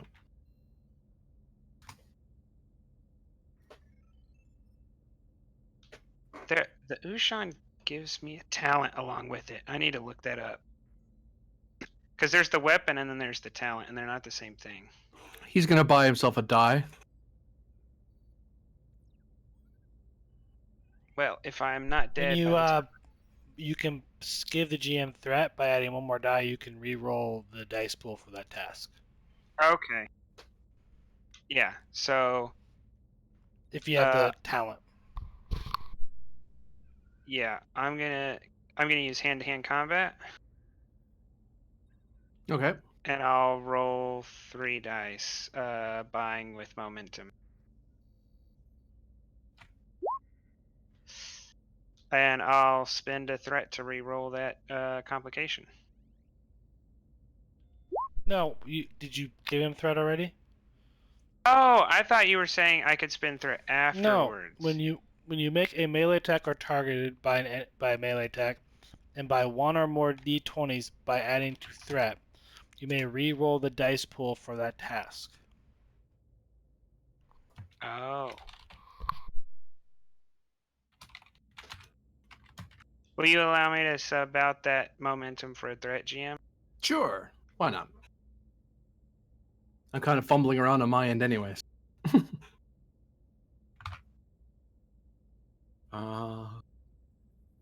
Yeah.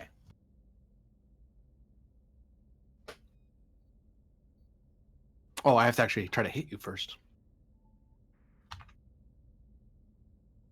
I think this is a different Star Trek role-playing game, Jamie. Oh, okay. Yeah, yeah, Coda. I just noticed that as I pasted it too. Oh, That's Well, like correct. two role-playing game systems before even what we're doing. So thankfully, for the Klingon, they have a warrior spirit. So because he bought some threat, he gets to reroll all of it.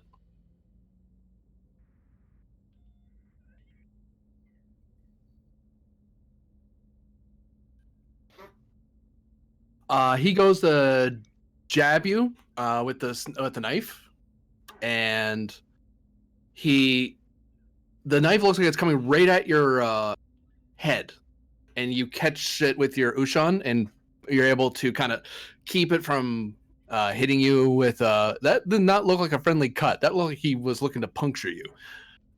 You can take complication to succeed, or you can be happy with the fact that he didn't stab you. So before I make that decision, clarification, whose turn was that? He started it off. Okay, well, yeah, then I'll do it because I kind of thought that was my turn. Oh, sorry, no, it is your go. You're right. Sorry, yeah, because he approached you, took out the knife. You got up, you took out your weapon, and tried to hit him. So he stabbed at you, trying to stop you from attacking him, and you were able to return to defend yourself fast enough. Okay, I'm still gonna let it pass to him. Okay. I will make it clear that he was swinging for. He was what? He was swinging for lethal. Okay.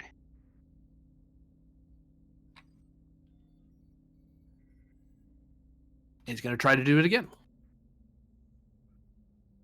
What? He's using a dagger? Yep. I think it's defaultly lethal.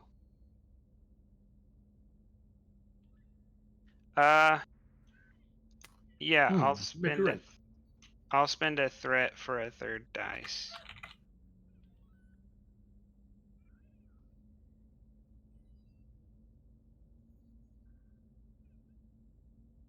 And you know what? I'll go ahead and spend 2 momentum on top of that.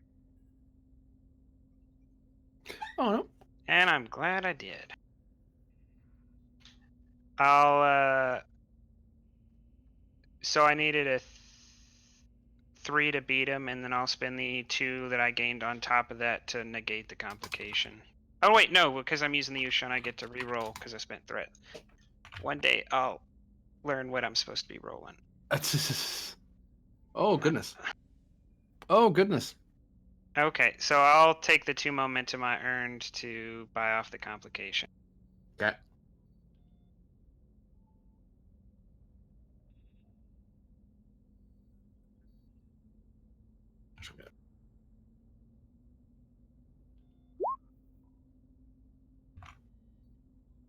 Oh no. That's 11. Ouch.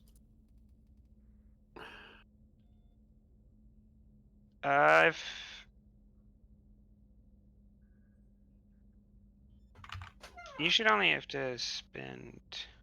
You should be able to spend threat to keep him up, unless he's a really low level Klingon.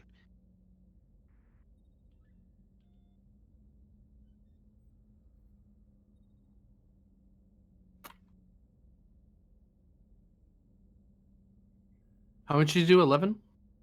I did 11. Yeah. There's no kind of. I don't have any kind of piercing.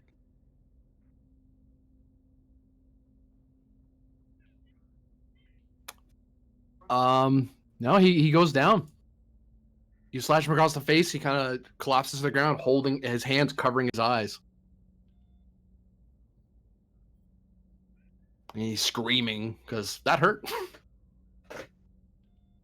And everyone kind of looks over at the exchange with. I start going through a kind of a Miranda rights, to make this look official.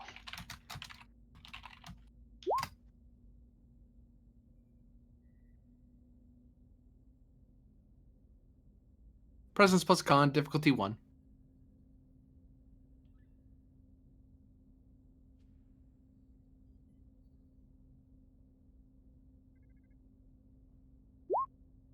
Oh, I am not roll. Why am I rolling the worst rolls? You try to read them off, and you're kind of you kind of flub them a little bit because your blood's pumping. That knife got really close. You haven't had to do a knife fight like that for a while. Although whether it's out of fear or excitement, who knows?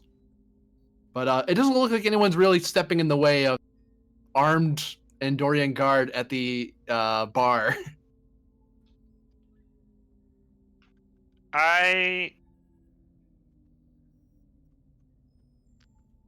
Do I have a comm badge?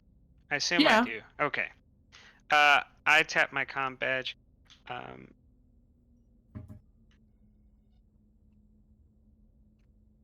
Commander to station.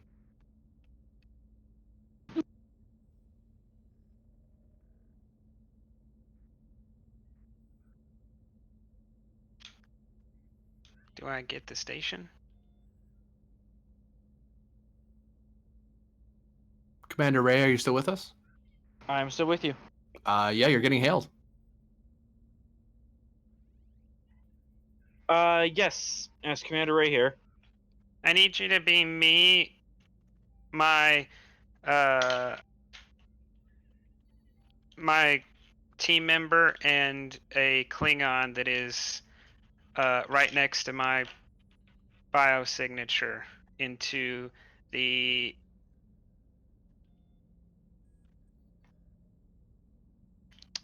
what do you call it? Brig. Into the brig. You'll probably want to meet us there. I suppose this has something.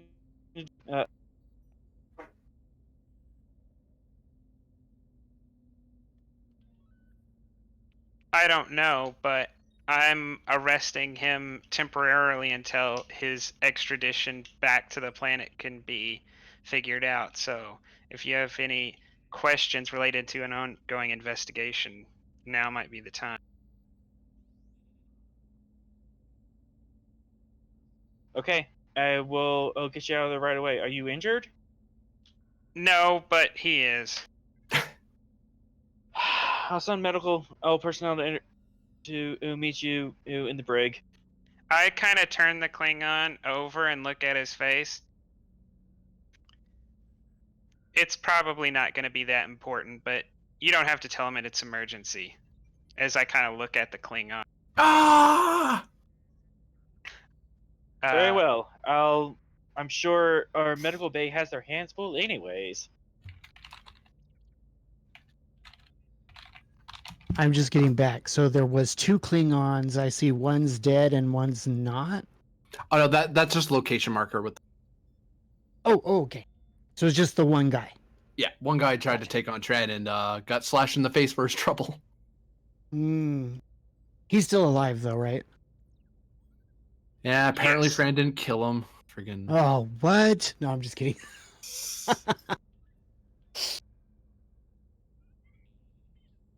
So you two return back to the station. It's an exciting first day.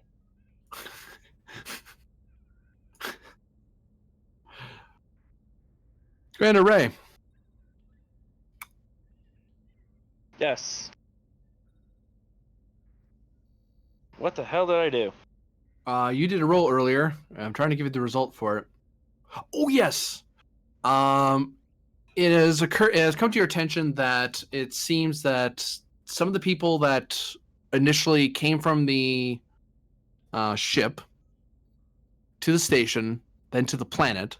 At the planet, they checked in with planetary administration, and then they kind of just, instead of going somewhere in the upper area where it's easy to track where everyone's going, they went in not just into the city, like with below surface, but into the glacier area where there's a little more. It's a lot less colony and a lot more colonial. If you get what I mean, it's a little more wild. Okay. And at first, you almost lost them. Because if you leave, once you go far away enough from the colony, you're basically roughing it out in the glacier. And it becomes very hard to keep track of people who go out there. And unfortunately, a lot of people refugees who were forced to come here during the war kind of scattered out because the city can only take so many people at once. And it grew pretty fast, just not that fast. However, you did pick up that a quartet of Klingons attempted to, they did slip into the city, and you know this because you looked up the files about the movement of certain Klingons that you were looking for, and you find that they moved up to the deep elevator, and they went down. Sorry, they didn't go down. They went and met with two Klingons that came up, and this was before your engineering team went down. At that point, they went back out into the wild.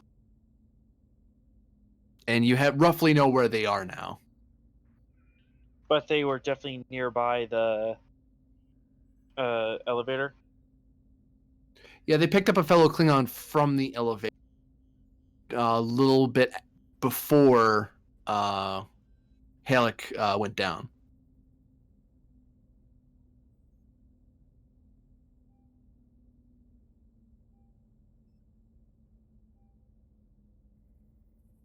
Sorry, could you repeat that? My voice, my comm went out for some reason. Before your quartermaster went down to the elevator, a Klingon had come up the elevator and met with those other four, and then they left. And where are these people currently? They're in a shanty town. Well, it's camp. Better way to put it. Out in the Glacier Mount. Can I get an idea what kind of gear they're carrying? According to colony scans, would appear to be knives mainly, personal effects, cold weather clothing, that sort of thing. So definitely not explosives. Like, oh no, this is totally for mining stuff. Yeah, no.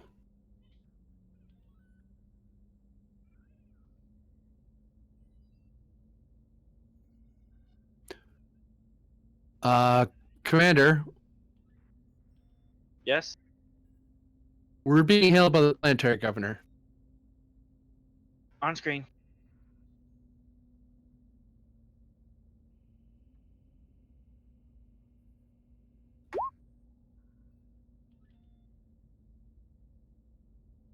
You see a very annoyed Andorian.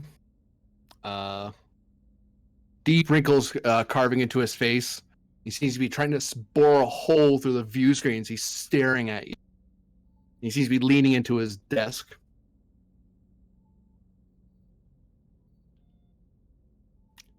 Commander, a moment.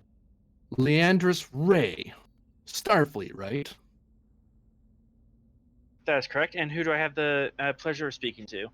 I am the council leader, Wari Chafalia. I want answers as to why my deep elevator is now non-operational and there was a knife fight in the lower city. I expect a full explanation by the time I get up there. And if I don't like what I hear, I'm calling Starfleet Command and having you hauled back in chains. And he hammers down and the screen goes black. Wow. Harsh. Yeah, that's not happening. That was one of the support characters on the bridge. Yeah. I think he's mad at you, sir.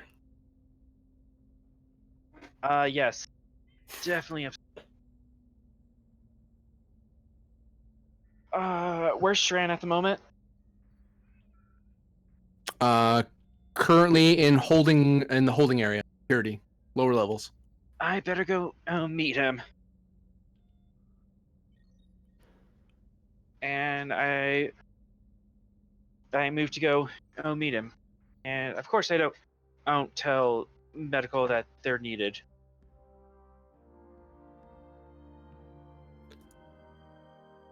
Cliffhanger? Yes. Good. Yep. As that's the end of the episode, as part 2 of The Deep will have to happen next time.